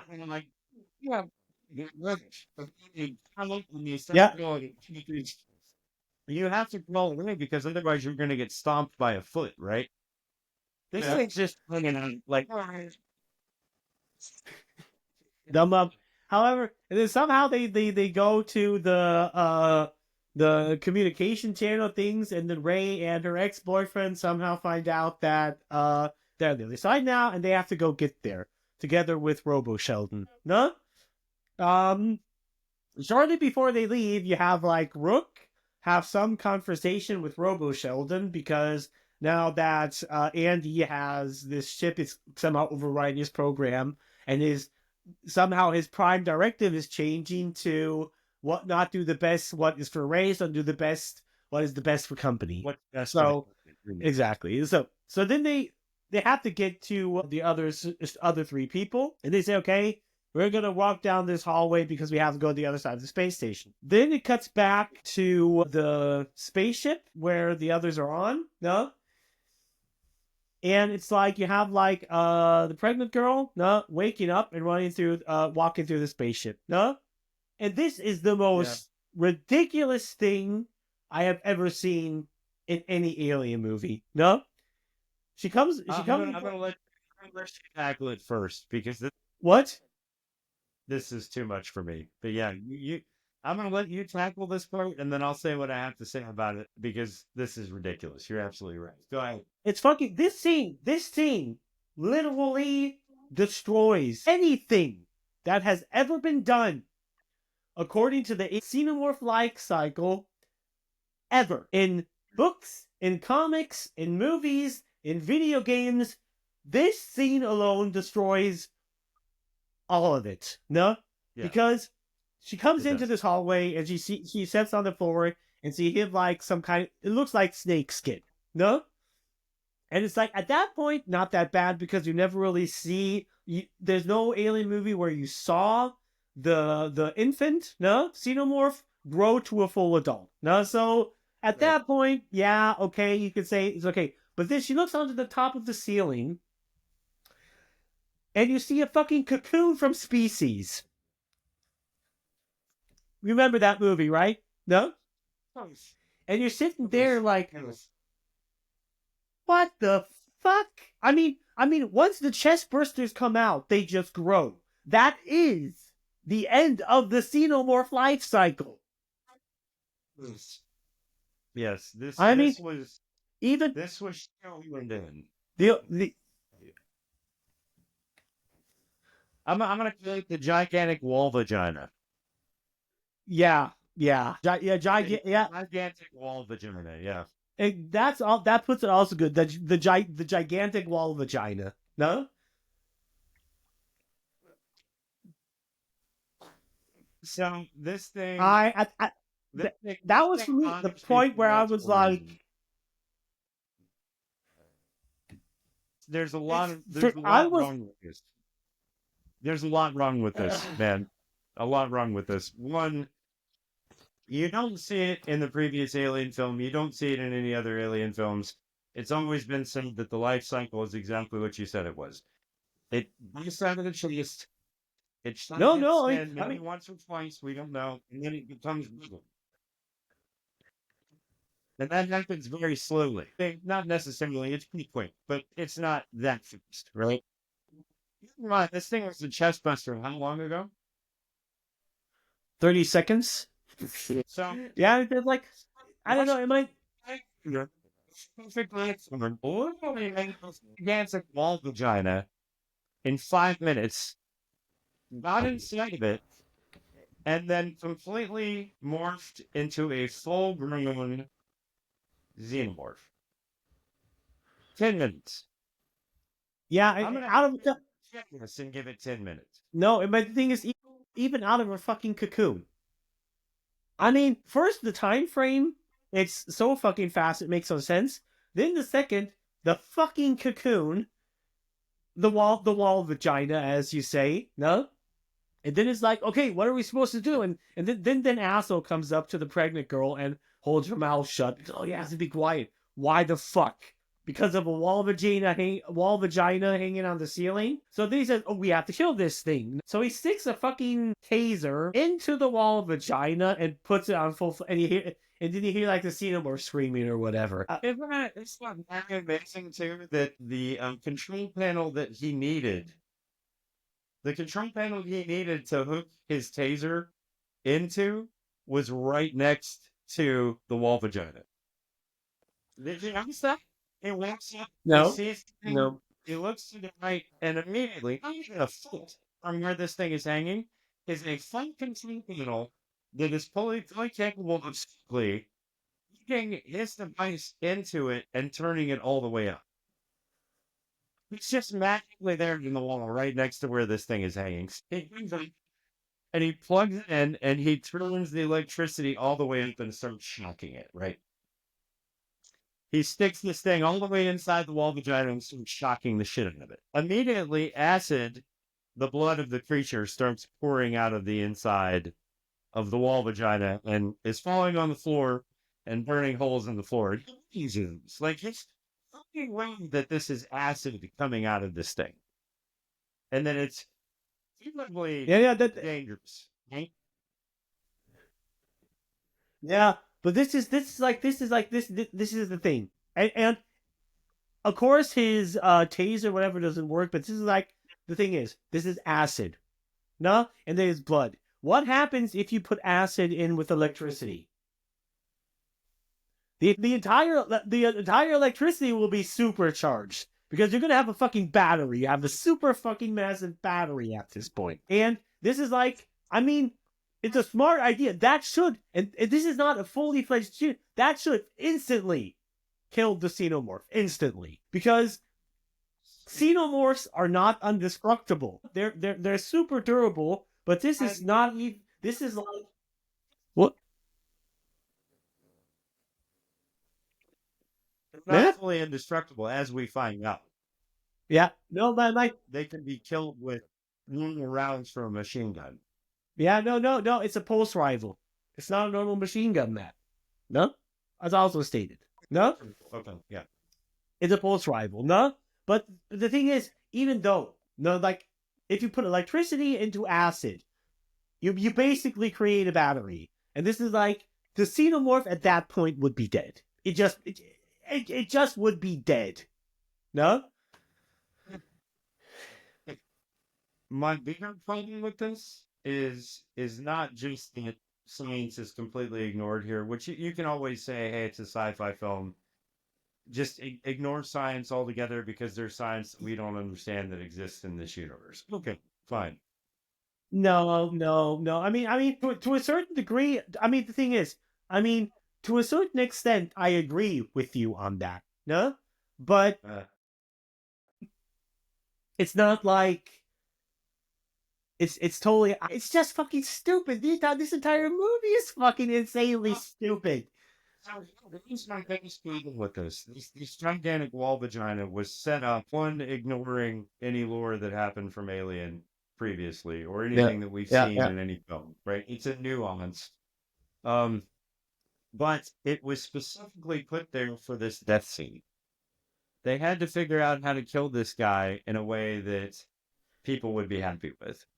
So they put this picture on the wall, which, by the way, this wall vagina is not big enough to have an entire fucking 9-foot tall xenomorph inside of it. You don't believe 9 years old with xenomorph and is not fitting in that fucking thing. It's not going to fit in there, right? But he starts shocking it, acid starts coming out, he gets pushed back, and a full fucking xenomorph comes out of this thing on the wall. Yeah. This is not a small creature. This is a 9-foot tall, huge creature that no matter how you fold it is not going to fit into that thing. But before that happens, that gets acid on him, right? He gets acid on him. Yeah. And he gets it on his fingers and he falls to the ground, but he doesn't fall to the ground to the right or to the left. He falls immediately under this wall vagina that's spewing acid, right? And he starts getting acid dropped on him. And this is the dumbest fucking death scene ever because this shit hoops, dude. Like, if anybody's looking at acid on their skin or you know what acid does, it is extraordinarily painful. It's used as a form of torture in some countries because it slowly eats through your skin, right? It's painful. He's sitting there usually, there's acid on my shoulder. There's acid on my shoulder. There's acid on my face. I'm getting acid on my face. He's not feeling. He's not writhing in pain. He's just like, he's like this, right? But eventually he dies because it lands on his chest and eats through his chest. Yeah, it probably gets to his heart, and It's then the best scene ever filmed. Like, this should have been much more painful and much more agonizing and just in general a hard scene to watch. But it was silly. I was laughing at this scene. I was like, "This is fucking ridiculous." I know. I mean, yeah, because even if you have like the acid burning onto his chest, no, and this is like if he wouldn't be screaming at that point anymore. He would not be able to scream. No. That's covered in acid, and he eventually dies. But what a lame death scene! And if that was the death scene you were going for by seating up this wall vagina, then maybe you should have made the death scene a little bit more interesting. This was just silly, silly. By the way, we forgot one part. So while this is going on, this is another scene. It's like two scenes right next to each other that completely break lore, right? Yeah. So the other guys have realized, so Robo Retard and Rain and the ex-boyfriend realize that they have to get from one part of the ship to the other to get to where they're at. Yeah. So they're walking and they come to this bulkhead door that's closed. The door has lights on it so they can see into the room to see that the room is full of face hunters, right? So they're like, shit, we can't go that way. Oh. And immediately, the leader then says, no, from what my system tells me, these creatures can see things, they can hear things, but not very well. They don't hear things very well, but they can hear. They mostly can tell movement by heat vision. Do you see a problem with this? Even though they don't have eyes. I'm not entirely sure. I don't know that I don't know. I'm not that well versed on the facehugger physiology, so you probably know more than me. Yeah, there is another book that comes between Alien and Aliens 2 that actually is canon. So they've accepted it as canon, and it happens between 1 and 2. And they describe in that book that these things have eyes. And they actually see just like humans do. They see movement and all that stuff. But we're going to ignore that. And we're going to say that these things see in heat vision, right? And the only reason that that was created was to create a conundrum where these characters would have to go through this room as quietly as possible. And they would have to lower or raise their body temperature or raise the room temperature to where the body signature heat would be the same as the room. That way the facehuggers wouldn't see them. And I'm like, what? Did we really need this? Like, is this something that we really need for this part? Like, you could have come up with anything else in this movie to make these characters have to move slowly to not get there in time. Remember, we're going to create an entire new thing to where facehuggers see in heat vision, and now we have to raise the temperature in the room to 98.6 degrees to match the human heat signature. That way these things don't see you, right? And so they're slowly creeping through the room as slowly as possible. And then this whole thing with the wall vagina happens, and main character asshole dies. I can't understand the word he said anyway, so I don't give a shit that he's dead. But he's dead. Yeah. And she's right by himself.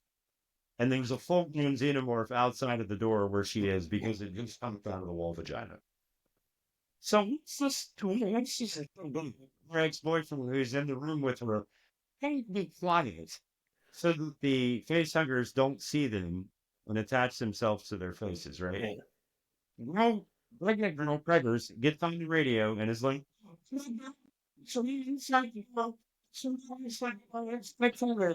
stop. There's an accent on where only he can hear what she says. But decides every time that he knows that these things are sensitive to sound, he decides to start talking to her very loudly. Yeah. It's like, oh my God, really? Oh my gosh, yeah. So what's going on? It's like talking loud. And the freaking listeners in behind him are like, yeah. And someone's talking. The most writing I have ever seen. Like, this is completely avoidable. But instead, you created characters that just were dumb as fuck. Yeah. This guy's an idiot. He's an idiot. So he's talking loud. Matt Sheldon realizes that he's talking loud and is like, you might not want to do that. Oh, Yeah. wait, it's too late. The facehuggers already know, and then Robo Sheldon is just like, run. And then they all start to run. And of course, Robo Sheldon makes it to the room at first, and then he just activates the door so the door closes. And then Ray and her ex-boyfriend make it through their ex-boyfriend makes it right at the right time. He goes through the door shortly before it closes. Yeah. Then Ray looks at Robo Sheldon and is like, you almost let him die. He says, no, I perfectly calculated the right time to push on the button so the door will close. So your ex-boyfriend will actually get through at the exactly right second. I mean, it's like, it's like, okay, this is instantly where I actually knew, yes, this is Robo Sheldon. And it's like, now he's perfect because he has this new module in his body. Now he's like completely capable of doing everything he couldn't do before. I have to wonder what could have worked his circuit so badly to make him handicapped like he is right now. I mean, that's the thing. He got the chip, you know what I mean? I mean, it's so stupid that it can only be one fucking software thing, because this, I mean, for him to work that badly, he would have had to have a severe hardware issue. No? And if this android had a hardware issue on that level, this android would not be walking. Because the way this android is acting, we're not talking about a software issue here. So it's just like, the amount of way this android is acting could not be solved with just a fucking system update. And that's basically what this... I mean, a lot earlier. Yeah. And it's okay. However, then they somehow get to the room where the pregnant girl is, and then Ray and her ex-boyfriend and Robo Sheldon are sitting there, and like, oh, we have to open the door. And the Robo Sheldon is like, no, then the creature is going to get in, but you have to. And he's like, no, the creature is going to get in. You have to. No, the rogue creature. This goes on for like 5 fucking minutes. And the basic dialogue is literally, open the door. No. Open the door. No. Open the door. No. I mean, it's going. It's bad writing, not only in the fact that you didn't choose to have like a more serious conversation happen at that point, but there were multiple instances during this time that you could have opened the door, let her in, and closed it, because the creature is not right there. He is way across the way. Yeah, the other side of the room. Yeah. Like, you can't be back there. But basically chose to just let her die. Which I think that was probably, she didn't be lying, we'll find that out later, but that was probably the idea. The idea was that the android, Reno Sheldon, wanted her to get taken. Because the directive, honestly, even though it's not mentioned, is to transport the black goo that he now has in his hand. Right? And also preserve the creature, right? So the best way to do that would be to let her die. So that's what happened. He didn't open the door and he let her die. Yeah, but the Black Tubby had that. This made me nitpicking, but for them to get to where they were on the opposite side of a gigantic space station to where they were, where they crashed, which we saw the ship go all the way around the space station and crash into that area. Yeah. For them to get to where they were with those facehuggers to them, that would have taken hours. Hours. The space station is huge. Probably, yeah. They were there in 5 minutes. Huge. Just bad writing all the way around. Yeah. However, then of course there's all. Then there's a short discussion. You let her die, and then Robo Sheldon was like, "Yeah, whatever, I did, yeah, no." And then they keep on going, and then they go to this elevator thing, and then Robo Sheldon explains them what they have to do because they have to go here and then there, and then they can go on to back to the ship. That, by the way, they already were there, but whatever. No? And then then they can put on the autopilot, and it will take them back safe to the planet or whatever, even if they survive or whatever. And it's like, yeah, fine. No? Then they somehow go through this elevator down to somewhere, and then they're in this laboratory where the door is closed. No?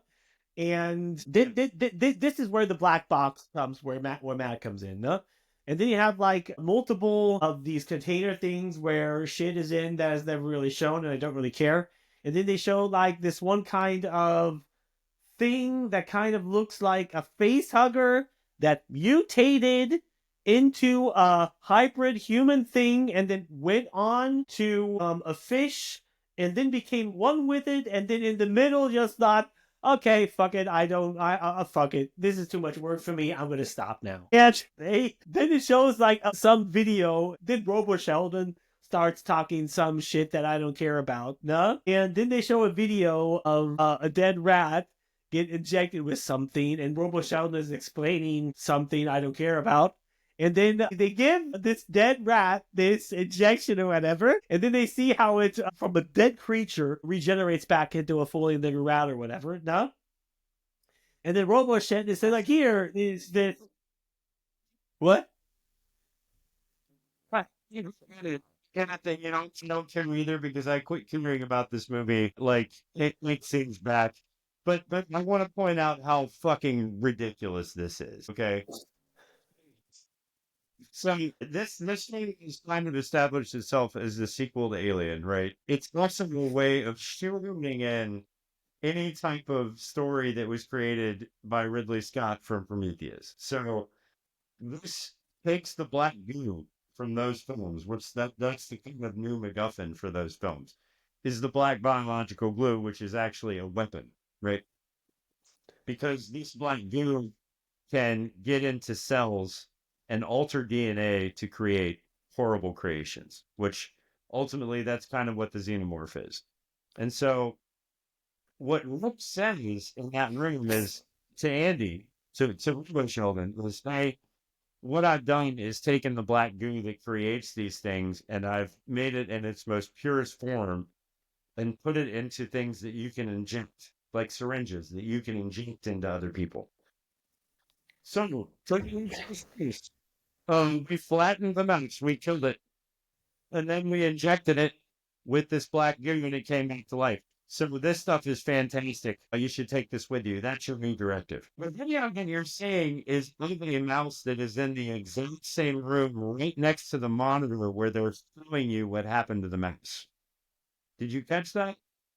Yeah, something came out of it. A chest burster came out of it. No. So the video of the mouse that you saw that got squashed and then injected with the black goo and came back to life is literally sitting right next to the monitor that they're watching this on. And if you look at the cage where the mouse was, now it has this horrible creature growing out of it that has arms and legs and is all mutated and shit. It's obviously the mouse that you just saw on the video, and it's right next to the monitor that you're watching. Yeah. Anybody would have thought that this black goo is not a good thing. You would have noticed that. They were in the room right next to it. But you didn't just take the black goo with them, and they go. Right? Just if we can, at this point, I feel like I'm just being a drag because I'm just pointing out how stupid the fucking writing is and how bad the characters are. No, you're not being a drag, but that is because it's something that happened. Yeah. This is it's ridiculous. Because then they said, okay, we have to go out through the wall. And then the guy is like, wait, and then they see that the xenomorph is waiting outside of it, huh? And then Robo Sheldon is like, oh, can you handle yourself with a gun? And then he pulls out this gun, and he goes, yes, of course I know how to use a gun, no? And then Ray's ex-boyfriend starts explaining to her how this gun works. It has a an inbuilt aiming bot on it. This gun, no, and he's like, "Oh, how the hell do you know this?" And he's like, "Yeah, from video games." What? What? We've already seen how games in this universe are because Robo Retard was playing one earlier and it looked like an old Atari game. So how do you know this from video games? At that point, it's like, how do you know how to use a gun? And he's like, "Yeah, from video games." And I'm like, I mean, that is the most moronic thing I have ever fucking heard, because you probably know how it is, no? But the thing is, it does not take much to know that if I hold a real fucking gun, shooting with it is nowhere like shooting a fucking gun in a video game. It's like, I mean, you don't even have to be a soldier or somebody that's trained weapons to know that sentence alone is the biggest horse shit I have ever heard. And it's like these, yeah, right, like these people, they play video games. These people cannot even fucking afford food and water, but they're going to be able to play video. What the fuck? However, okay, then it keeps on, no? Then he says, "Open up the door so we can shoot it." And then Robo Sheldon is like, "Yeah, you shouldn't do that, because if they do, the acid will leak into the room and space will get in and suck everything out." And there's like, then why the fuck isn't the guns to begin with, you fucking idiot? And then and he's like, "Well, maybe the creature will see you as a threat." Yeah, that bothered me. We give them weapons that are military grade weapons that shoot rounds that can put holes inside the ship that can cause everything to. No. That's not it. What bothered me is Robo Sheldon specifically says, if you shoot this creature, its blood leaks onto the floor and eats through the floor and goes into outer space. That was literally his reasoning for it.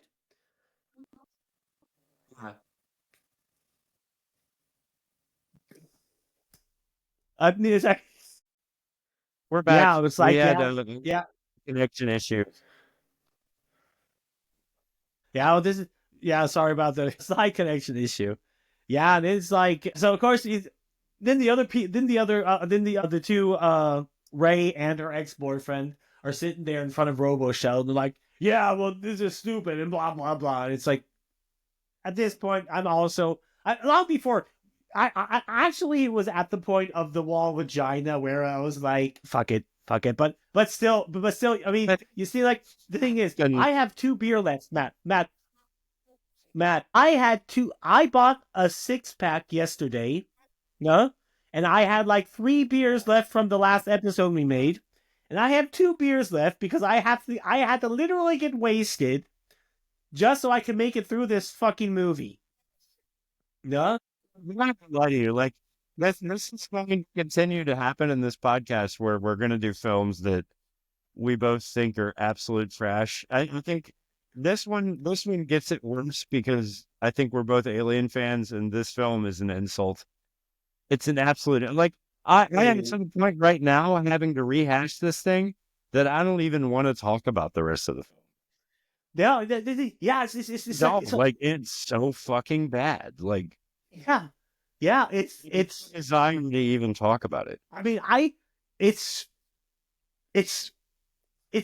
literally so bad. I literally cannot comprehend in words how fucking awful it is. And how this movie was not ripped apart by critics it's beyond me. It's mind-boggling. It really is. What? It's mind-boggling. It really is. Like, Okay. I don't... Okay. Because So this is like,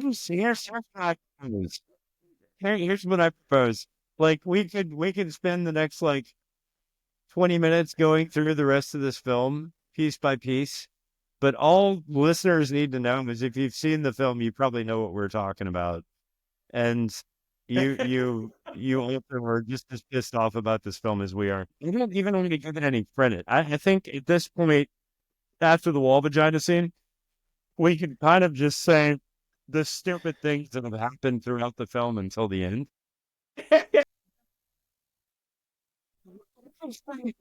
Not even explaining what the story is at this point.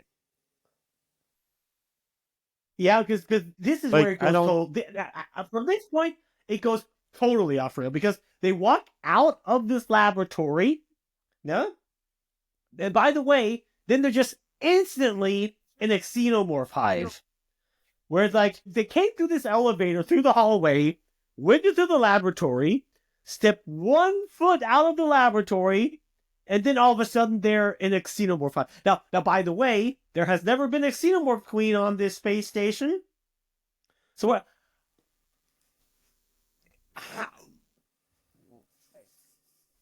This literally went from Alien, no, to kind of Alien 3, but not, no. And now we're at Alien 2 for no fucking reason. So you have like, at this point, you have the space station from 1 second to the other is swarming in xenomorphs. Yeah. Because they can see the xenomorph life. We actually paused this scene. We paused it yesterday when we watched it, and because Casey has never actually watched the Alien film, so we went back like a few months ago and watched Alien 1, 2, 3, and 4. Right, first time she's seen it. We loved the movies. Thought Alien 4 was a little bit silly, but still liked it. Yeah. So I paused this scene and I said, "Okay, as a new person coming into Alien, can you please tell me where this hive came from?" And she was like, "Well, because all the movies are fresh and made at this point." She's like, "Oh, well, I mean, I always assumed that the Queen made the hive. Or if the Queen didn't make that, because you never see the hive getting built in any of the films."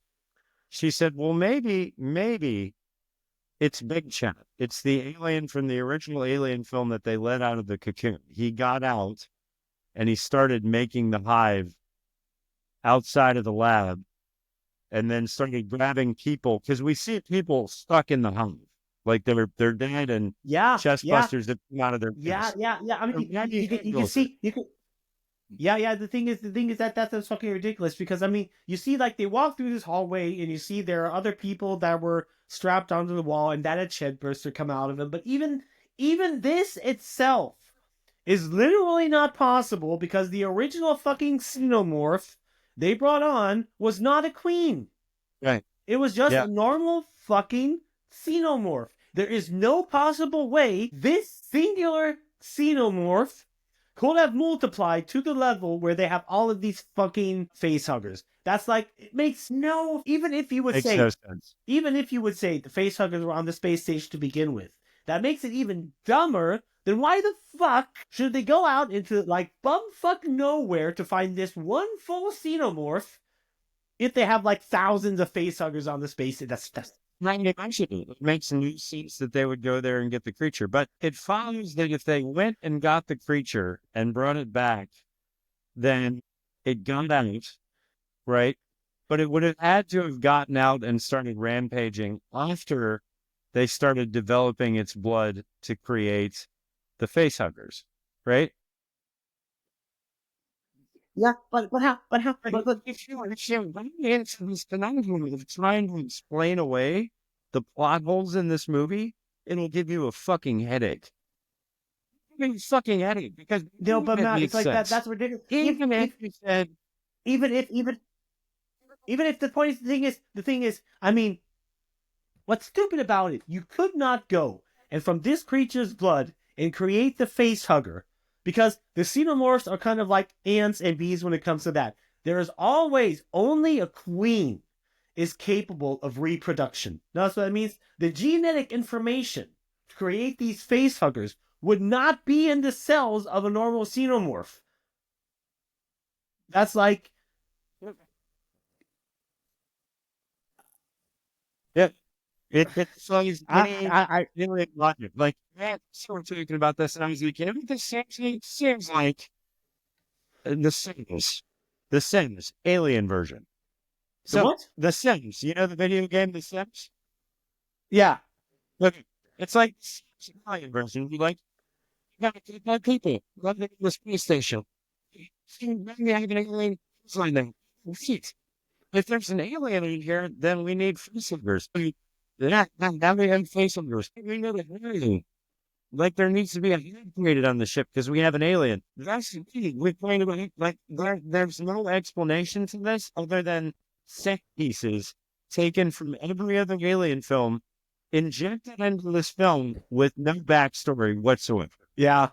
No backstory whatsoever. Anyway, you know what? We've already established that. Doesn't matter. The film makes absolutely no sense. It shits on every piece of lore that Alien ever put out. For me, this is not canon, and I dismissed it halfway through the film. Let's ignore the stupid fucking things that make no sense that they've tried to force down our throat with this film, and go to the part where are we right now? Actually, like it makes us. They have people's in the hive. Yeah. They're in the alien hive, and then they find the pregnant girl.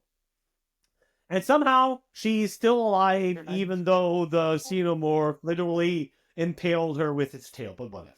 Okay. And then they're like, "Oh, whatever. How are we gonna save her? We have to get up to the ship, put her in cryo sleep." Okay, that point itself makes sense if you at that point could get her there. But and then Robo Sheldon gives him like this syringe with the black goo and said, "Well, it worked on the rat, no?" And then like ex-boyfriend is like, "Okay, of course." I mean, the ex-boyfriend probably has no fucking idea what it's the magical shit that can save his sister, no? But then of course Ray is like, "No, I don't trust this shit." Like, okay, no, actually a smart decision, no? And okay, then they smart decision.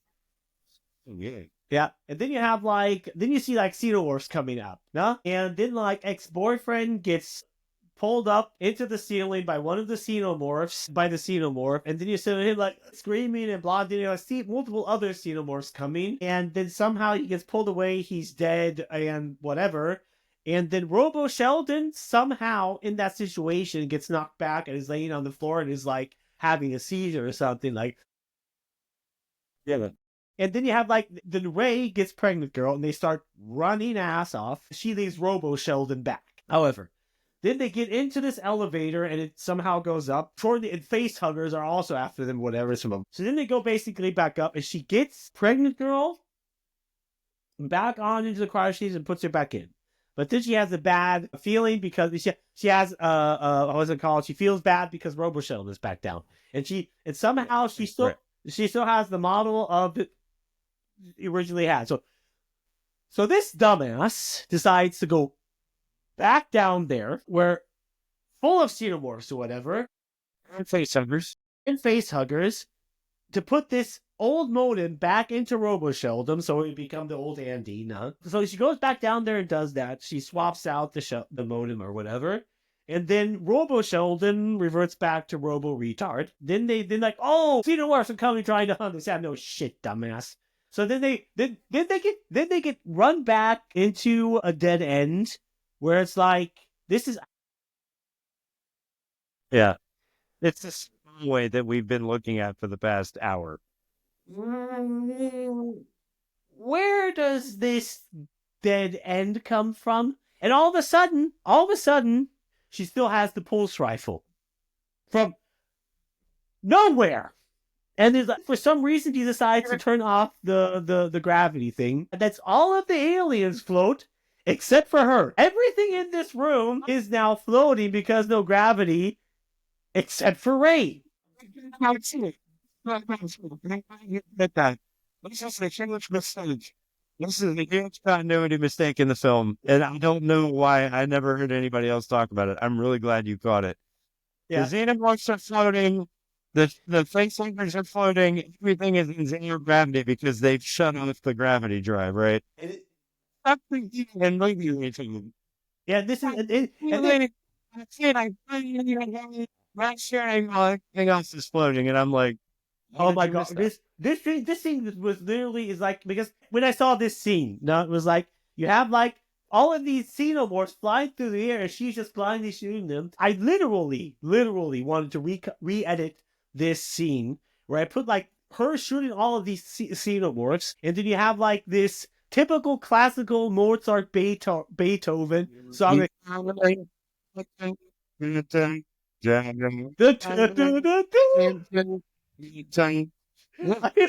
whole time I was watching this scene, and that did not go out of my head. I was literally the entire fucking time. It's so fucking dumb, dude. It's so fucking dumb. And like, we put these things up as the ultimate organism, right? These things have powers that we couldn't possibly understand with the things that they're able to do and how indestructible they are. But we have a pulse rifle, and she literally takes out an army of these things with one pulse rifle. Yeah. Keep in mind, this is a girl who has no formal combat training. I understand that the weapon aims for her, which is kind of cool, but she takes out an army of xenomorphs, just one person. Now, a swarm of xenomorphs, half of this size, attacked Marines in aliens that invaded their hive. And these guys all died with the exception of 2. She takes out an entire fucking squad of these things with a pulse rifle. Like, it's nothing.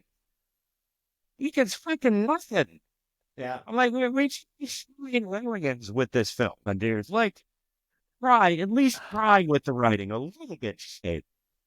Yeah, I don't know. Say because we need acid floating and zero gravity because that looks cool. Yeah, that is the major thing.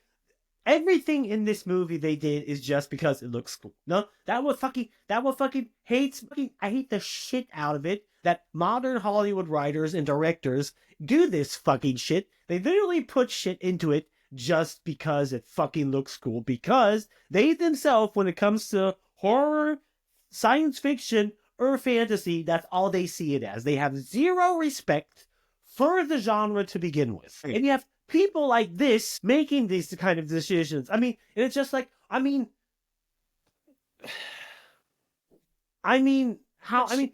Johnson, for example, how could they make this guy, how could they let this guy make a fucking Star Wars movie? A guy that basically thinks only Star Wars is just space wizards beating the shit out of each other with laser swords. I mean, I said that multiple times about Star Wars, but it's a joke, of course. No? But the thing is, a lot of normal casual people, they see that Star Wars out. And if you go that way into writing a Star Wars story, of course it's gonna fucking suck because you take nothing seriously. I mean, the point is, when you're a writer, I feel like that's my biggest director, problem. That's my biggest problem with Hollywood. Yeah. Go ahead. We have a delay. Yeah, exactly. The thing is, it's one thing. I'm not saying like they have to know every single fucking detail, but if you're making an Alien movie, for example, or a Star Wars, or whatever, or blah blah blah, or whatever, you have to go into the mindset with respecting the story and respecting the genre. But that's where I come back to. They specifically hire people that don't like this stuff. Do you actually know that Marvel, Star Wars, specifically, this is not a conspiracy theory. You could go into their hiring practices. Disney, for specifically Star Wars and Marvels, have specifically hired people that are not fans of Star Wars and do not like it. And on top, they specifically tell the writers to not look into the source material. Don't read comics. Don't read anything. Just basically do your own shit. They specifically do that. And Hollywood is full of this shit. And and then you have shit like coming out like this, like Alien Romulus, that makes no fucking sense at this point. This is the same thing that fucking aggravates me. Why are you fucking making an alien movie? Do some other shit with alien creatures or whatever. But why? These people, this is what aggravates me about Hollywood. They are not capable of creating anything themselves. The only thing they can do is create a fucking cheap copy of something that was made 30 years ago, because back then the people still had fucking talent, and these people are only fucking talentless hacks that can't do anything themselves. They can only go and morph already existing shit into something unrecognizable. Just like, okay, a lot of angry YouTubers have already brought this up, but I'm going to bring it up again. A quote from J.R. Tolkien. No? Okay. Evil cannot create things itself. They can only take what's already existing and twist and morph it into something unrecognizable. Okay. I mean, I might have got a few words wrong, but that is literally a quote from Lord of the Rings. Well, so here's the thing, right? With Hollywood, and this is what moviegoers have to understand. I'm kind of a cinephile, and that's why I like doing things like this, because I like to study film and I like to study what's been done and where we're going now. Hollywood changed, not just Hollywood, but filmmaking changed in probably the early 90s. 80s was full of really good films that were original. Like if you go back to the 80s, there were not remakes being done. There were also not retellings of old stories that were being done. And if they were being done, they weren't making a lot of money because people wanted something new and fresh. Now, what we do is we take what I would consider sacred IPs. And when I say sacred IPs, I mean films that have earned their place in cinema history as classics. Yeah. Like films that are near perfect. Near perfect. So I would say the first Alien film is near perfect. It's a near perfect film with a couple of things, but near perfect. The Thing is the same. If we're talking about horror movies, The Thing is the same. It's a perfect film. It's an original idea. It's fresh. And it has earned its place in cinema history. So what you should not do, and this is the case with Star Wars as well, a lot of arguments could be made about Star Wars. You don't go back to an IP that has cemented itself in history, in film history, as being a work of art and something that people enjoy, and then take that and shit all over it. And that's what they're doing with Aliens, with this film. And that's what they did to Star Wars. They took a piece of cinema history that was near perfect and was mind-blowing for its time, and they added to it, or they changed the story, and they did it specifically for a cash grab. It's all about cash. It's all about money. It's all about how stupid we think the audience is. Yeah. And if we think an audience is stupid enough to barely remember the Alien, where they can watch this film and be like, oh yeah, this brings me back to the days of Alien. I remember this. But what you're forgetting is that people remember lore. They remember stories. They remember characters. And when you take something like this and you completely destroy it, you're insulting the first film. You're insulting the work of art that people care about. And some fans stop and upset that you're ruining their childhood. You made that. And you should be able to take whatever criticism you get, because what they did to Alien with this film is fucking tragic. It's horrible. Like that this kind of shit is allowed, in my opinion. Yeah, this is just like you said. Yeah, what you say, I do agree. Yeah, that I agree with you on that, but that's not only happening in movies, it's happening throughout the entertainment industry as a whole. No? Now you see kind of everything going a little bit back to what degree you can assess the scene. But the thing is, when they do that, they have to take into consideration there have been multiple books, multiple comics, there have been multiple video games. This is not like a movie that came out sometime in the 80s and later on the most people have forgot about it. Over the last 40 years, since the original movie came out,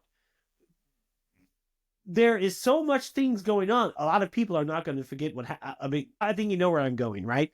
No? Yeah, and it's like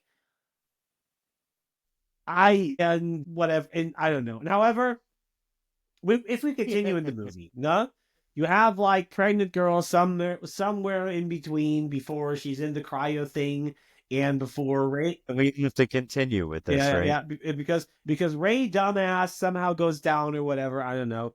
she decides to inject this black goo into her. And it's like, she has no fucking idea what this shit is. This is a pregnant woman, by the way. Yeah. No? Yeah. And I guarantee And you, you know how a pregnant women, a they don't pregnant do woman anything that into their... I mean, a pregnant woman that wants her child, no? And I guess whatever I see of this character, she wants the baby, no? Is not going to inject some experimental shit that was created by some alien thing or whatever into herself. Yeah. That's like, that is, I mean, that's, however, eventually... The whole time she's being coaxed by the android Rook over a screen where he's talking to her and saying, hey, you know, you can inject this stuff and it'll save your life. And that's why she does it.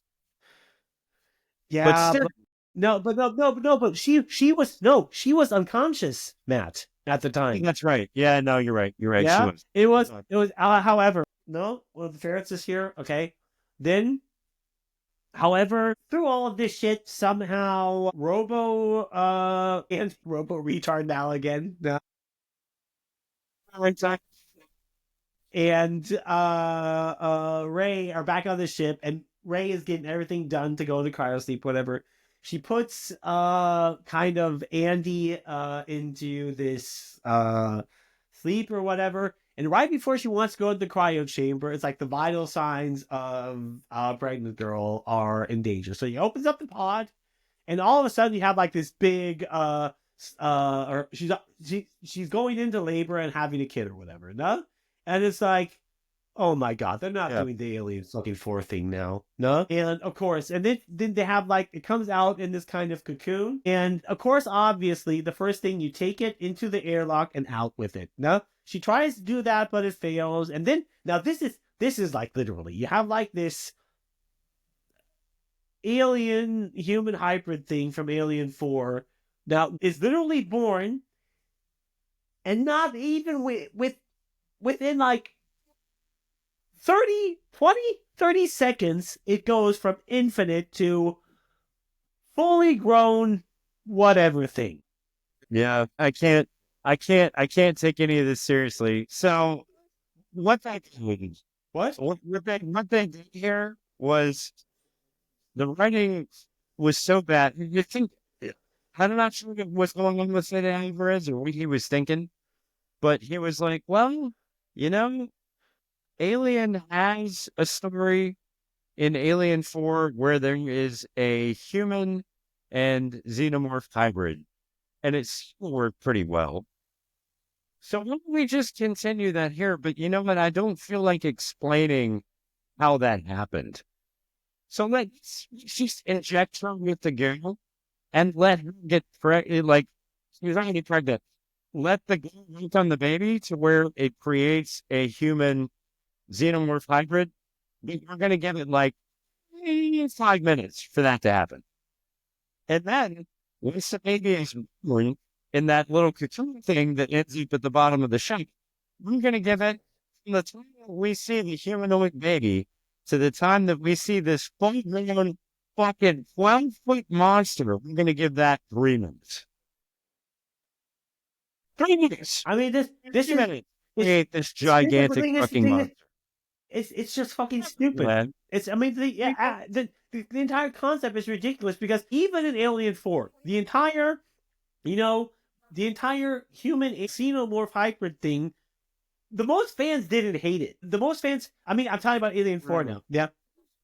Yeah. The most people just had like, the most hate the movie got is just like, was so comical compared to the other Alien movies. But the thing is, that's why I say when it comes to good writing, because that entire shit show that went down, even with Ripley being a kind of alien hybrid human xenomorph humanoid thing, just like I said, that was all a side effect of the cloning thing that happening. Yeah, because of course they had to clone the xenomorph from original DNA probes from Ripley or whatever, and that just led to a certain side effect that wasn't there before. No? So that is fully okay. And it's never established in that movie that this is the normal xenomorph physiology. It's clearly established in the movie that for reasons these xenomorphs are kind of different because of the entire cloning thing. Something went wrong. No, and this is just like they take like this thing from Alien 4 and insert it into like this is supposed to be between Alien and Alien. I mean, into the sequel to Aliens. That, by the way, Aliens had a sequel 30 years ago, but I just Yeah. this is like oh, I want to make a sequel to Terminator, but there's already Terminator 2. Then we're gonna make Terminator 0.5. What? It's like have you thought about it this way? Have you think like if you wanted to watch in chronological order, if you wanted to watch the Alien films, you would watch not chronological order in how they came out, but how the films happened. So you would watch Prometheus. Yeah, you would watch Prometheus, Alien Requiem, right? We don't have a third part to that yet, but you would watch Alien Requiem, and then you would watch Alien, then you would watch this film, and then you would watch Aliens. If you look at that, fucking confused would you be? Fucking confused would you be? Because, like, the only thing that they did to kind of link this back to the prequels that Ridley Scott did with the engineers and the black goo, they mentioned the black goo, and then they made this alien hybrid at the end of this movie look somewhat like an engineer. Did you catch that? Yeah. I catch that. Yeah. His face looks like an engineer. So they looking back to those films. But if that's the case, when we get to Alien 4, if you're watching it in chronological order, the creature looks nothing like this creature. Nothing like this creature. And technically, the creature in Alien 4 is how this creature should look, but it doesn't look anything like that. And designing, it shits on everything else that comes after it. Just completely shits on it. Everything. From Aliens all the way to Alien 4, it shits all over it. Like, the decisions that were made in this film, it's like they never saw any of the films after part 1. Yeah, that it's really disheartening. Like, I want to say a funny thing, but I'm actually just more angry. I'm more angry than anything with this film. So what I do, right? So at this point in the film, we had the alien human hybrid. It decides to kill its mother, so it kills pregnant girl, right? Kills her. The main hero, the final girl, attaches herself to a cable, goes down into the ship to try to get the thing to follow her because she's going to jettison the bottom of the ship with the creature inside of it, which we can't even see before. It's only been in every alien film that we just eject the thing into space, right? Yeah. So let's go ahead and rehash that as well. The thing follows her down there. She ejects it into space. She magically somehow navigates the inside of the bottom of this pod to where she comes out of the hole as it's falling. I don't know how that happens. And the creature's destroyed and killed. In the movie, who gives a fuck?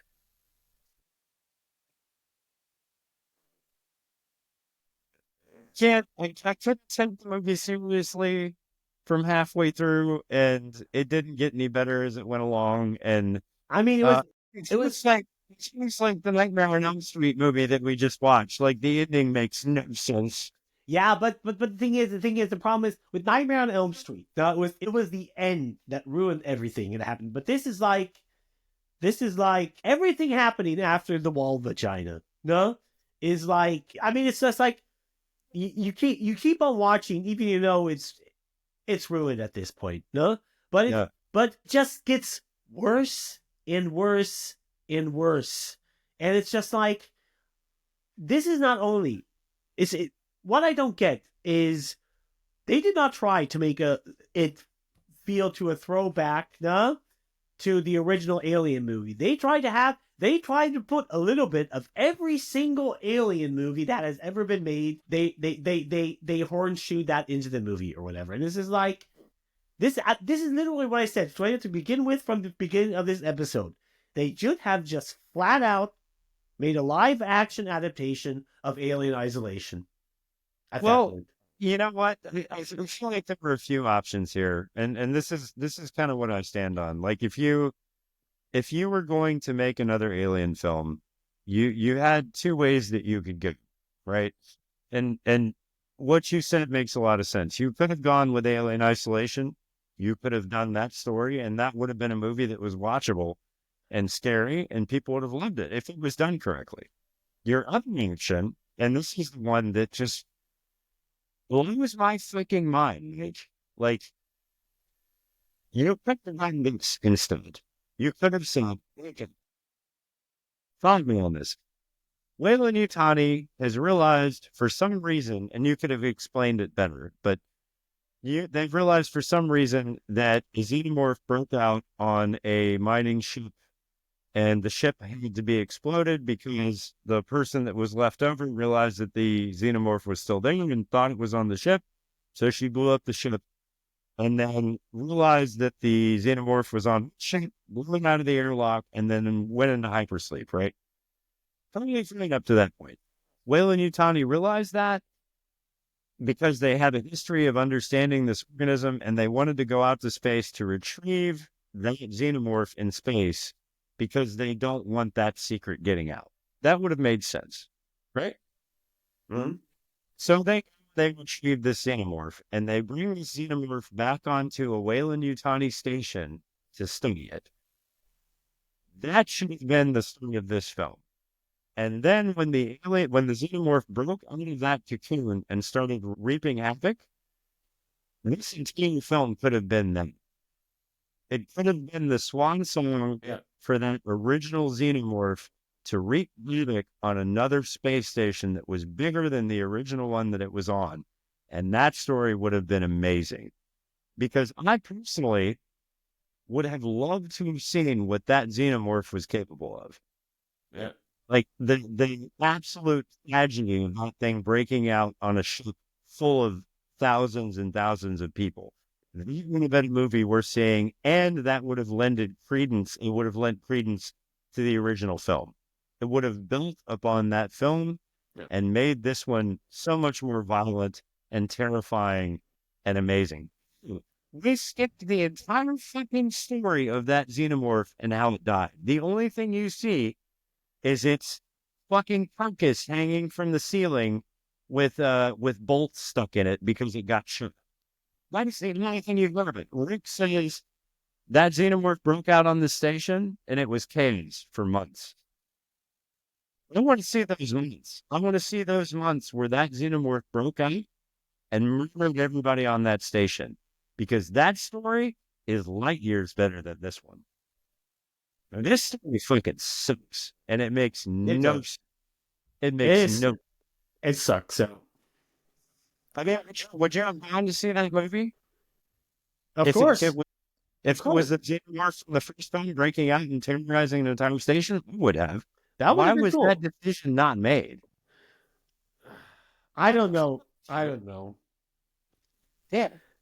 I don't. There's so much I don't get about this. Is I don't know. This is just like I said. I'm going to repeat myself. I'll probably sound like a broken record at this point, but this movie is for me further proof that Hollywood writers are just fully incompetent. They are not capable of making anything good. All they do is take IPs that have been loved and cherished for decades and have to shoehorn their own nonsensical ideas into it. Half the time, they self-insert themselves into the stories. And it's just like, at this point, if you just make your own fucking story and say it's a spiritual successor to Aliens, then it's like, okay, fine. But these people can't fucking do that. They're not, I guess. I mean, that's what fucking, that's just like, if you people want to, if they have to change fundamentally everything about a fucking IP just because they want it to be the way they like it, why make something in this IP? Create your own fucking IP, and then you can literally do whatever the fuck you want. That is one thing. That is one thing I have to say. I have to give Zack Snyder for Rebel Moon. It might suck, but it might really suck. But he at least said, "I'm not gonna. I don't want to make Star Wars. I'm gonna make my own thing." I have to give him props for that. He just went out and made his own thing, even though it sucks. He did not go and try to totally fuck up the Star Wars lore. He just wanted to make his own Star Wars. No? I can respect that, regardless how fucking terrible it is. No? But absolutely. I mean, we're at a point now where I don't know what it is with Hollywood, or maybe if it's a human thing, but we don't write our own stories anymore. There hasn't been anything fresh. And I mean, I'm a huge horror movie buff. There has not been anything fresh that's come out that has been a new idea or something out of the norm that grabs your attention that's like, oh, hey, that story hasn't been told. That hasn't happened since maybe the 90s, man. Like, everything is an IP that is being destroyed. Everything is an IP that's being destroyed. And it's really fucking sad, especially when you talk about something like Aliens. Like, that story is sacred to so many people as cinephiles and just horror fanatics and people who really like a scary movie. That movie is sacred, and this just completely fucking destroyed it. Like, this should not exist. Yeah. This should not exist. I mean, I don't care what everybody else. For me, this movie, guess who's back? No? Is it Freddy again? Freddy's back. Well, fucking came back anyway. What? No, we didn't even say his name this time. I don't think anybody in the movie was named Freddy. It's because of the time. Usually this is the time around 5 p.m. where they get up and I play with them, and usually around 6 I feed them, so they're always going to get up around 5 p.m. Actually, all 4 of them are now running around. So if you had to give this movie a school grade, what would you give it?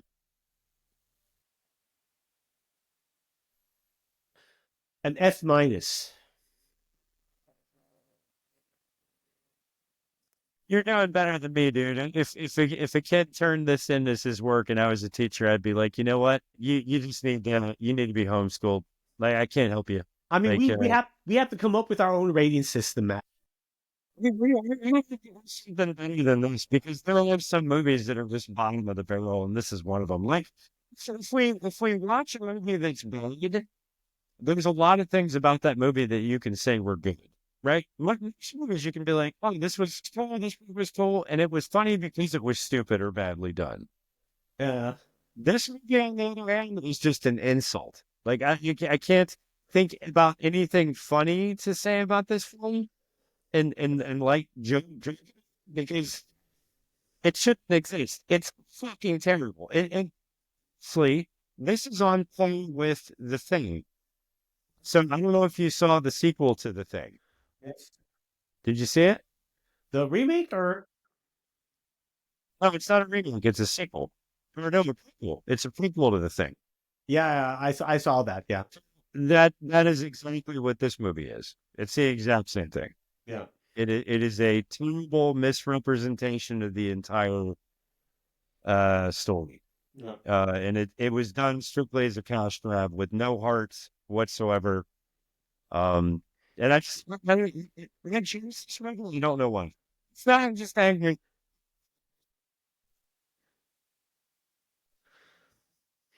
Anyway, now that we've completely fucking destroyed this movie, like, what do you want to do next? What do I want to do next? One thing I would say, because I mentioned, an IP. No, an IP. Because I just mentioned his name, I would say let's do Dawn of the Dead from Zack Snyder. Okay, I'm cool with that. I actually like that movie. Yeah, We can do that one. One of the only good movies he's ever made. No?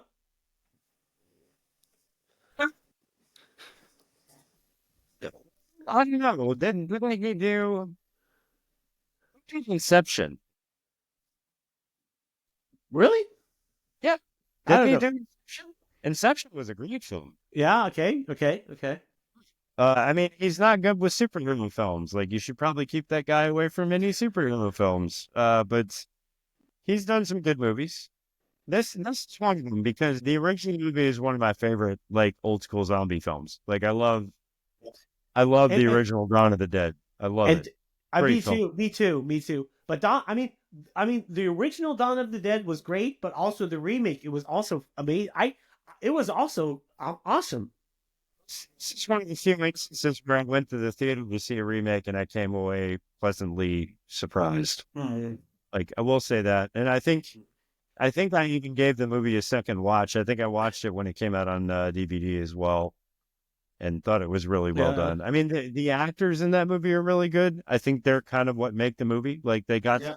I think they got Vince Ramos. You seen the film, the black guy, Yeah, right? yeah, he's Uh, in it, yeah. like an amazing actor. I love Yeah. anything that guy's in. And the story pretty much followed the original storyline, albeit with a lot less gore. I wouldn't say there was less gore in it. No, I mean, I saw the original Dawn of the Dead, and I don't really have a feeling. Oh man, I'm like, watching. Okay. I don't remember the original Dawn of the Dead being that gory, but I think I would have to rewatch it. The movie that was one of the goriest ones, man. You can watch it because I kind of want to do a gore meter because I had a gore meter. I love gore, right? So that film, the remake was nowhere near as gory as the original. But watch the original and then watch that one. They did a really good job, but it wasn't as grotesque. I mean, I Anyway. watched the original. I watched the original. Yes. Oh, okay. I've seen both the original Dawn of the Dead and the Hang on a remake. second. I lost my my sound. Don't know why. Give me a minute. Yeah. Okay. So it's been. Okay. I don't know. Like, well, let's say this. Let's watch the original film and watch that one, and then that way we can comment on both. Yeah. Yeah. Yeah. Other than that, I gotta walk the dog. So, do you want to call this one quits? I want to do what? I gotta go walk the dog. So, do you want to call this episode quits? Yeah. Okay. Yeah. Okay, guys. Well, so far we're pretty much at the end. Nah. Today we just pretty much almost destroyed the Alien Romulus. Nah. You know, if you like the podcast, just follow us on Spotify or give us a subscribe to our YouTube channel and hit the bell button for further episodes. And as usual, next week, just like we said, we're going to be doing Dawn of the Dead, on Sunday. So we will be glad if you guys to welcome you back to our next podcast. Next time, Come back and check us out. Hopefully, we won't stumble over that one like we did this one. But I don't think so. I'm not going to make any promises. Yeah. Anyway, this is Matt. See you later. This is Mike. Bye.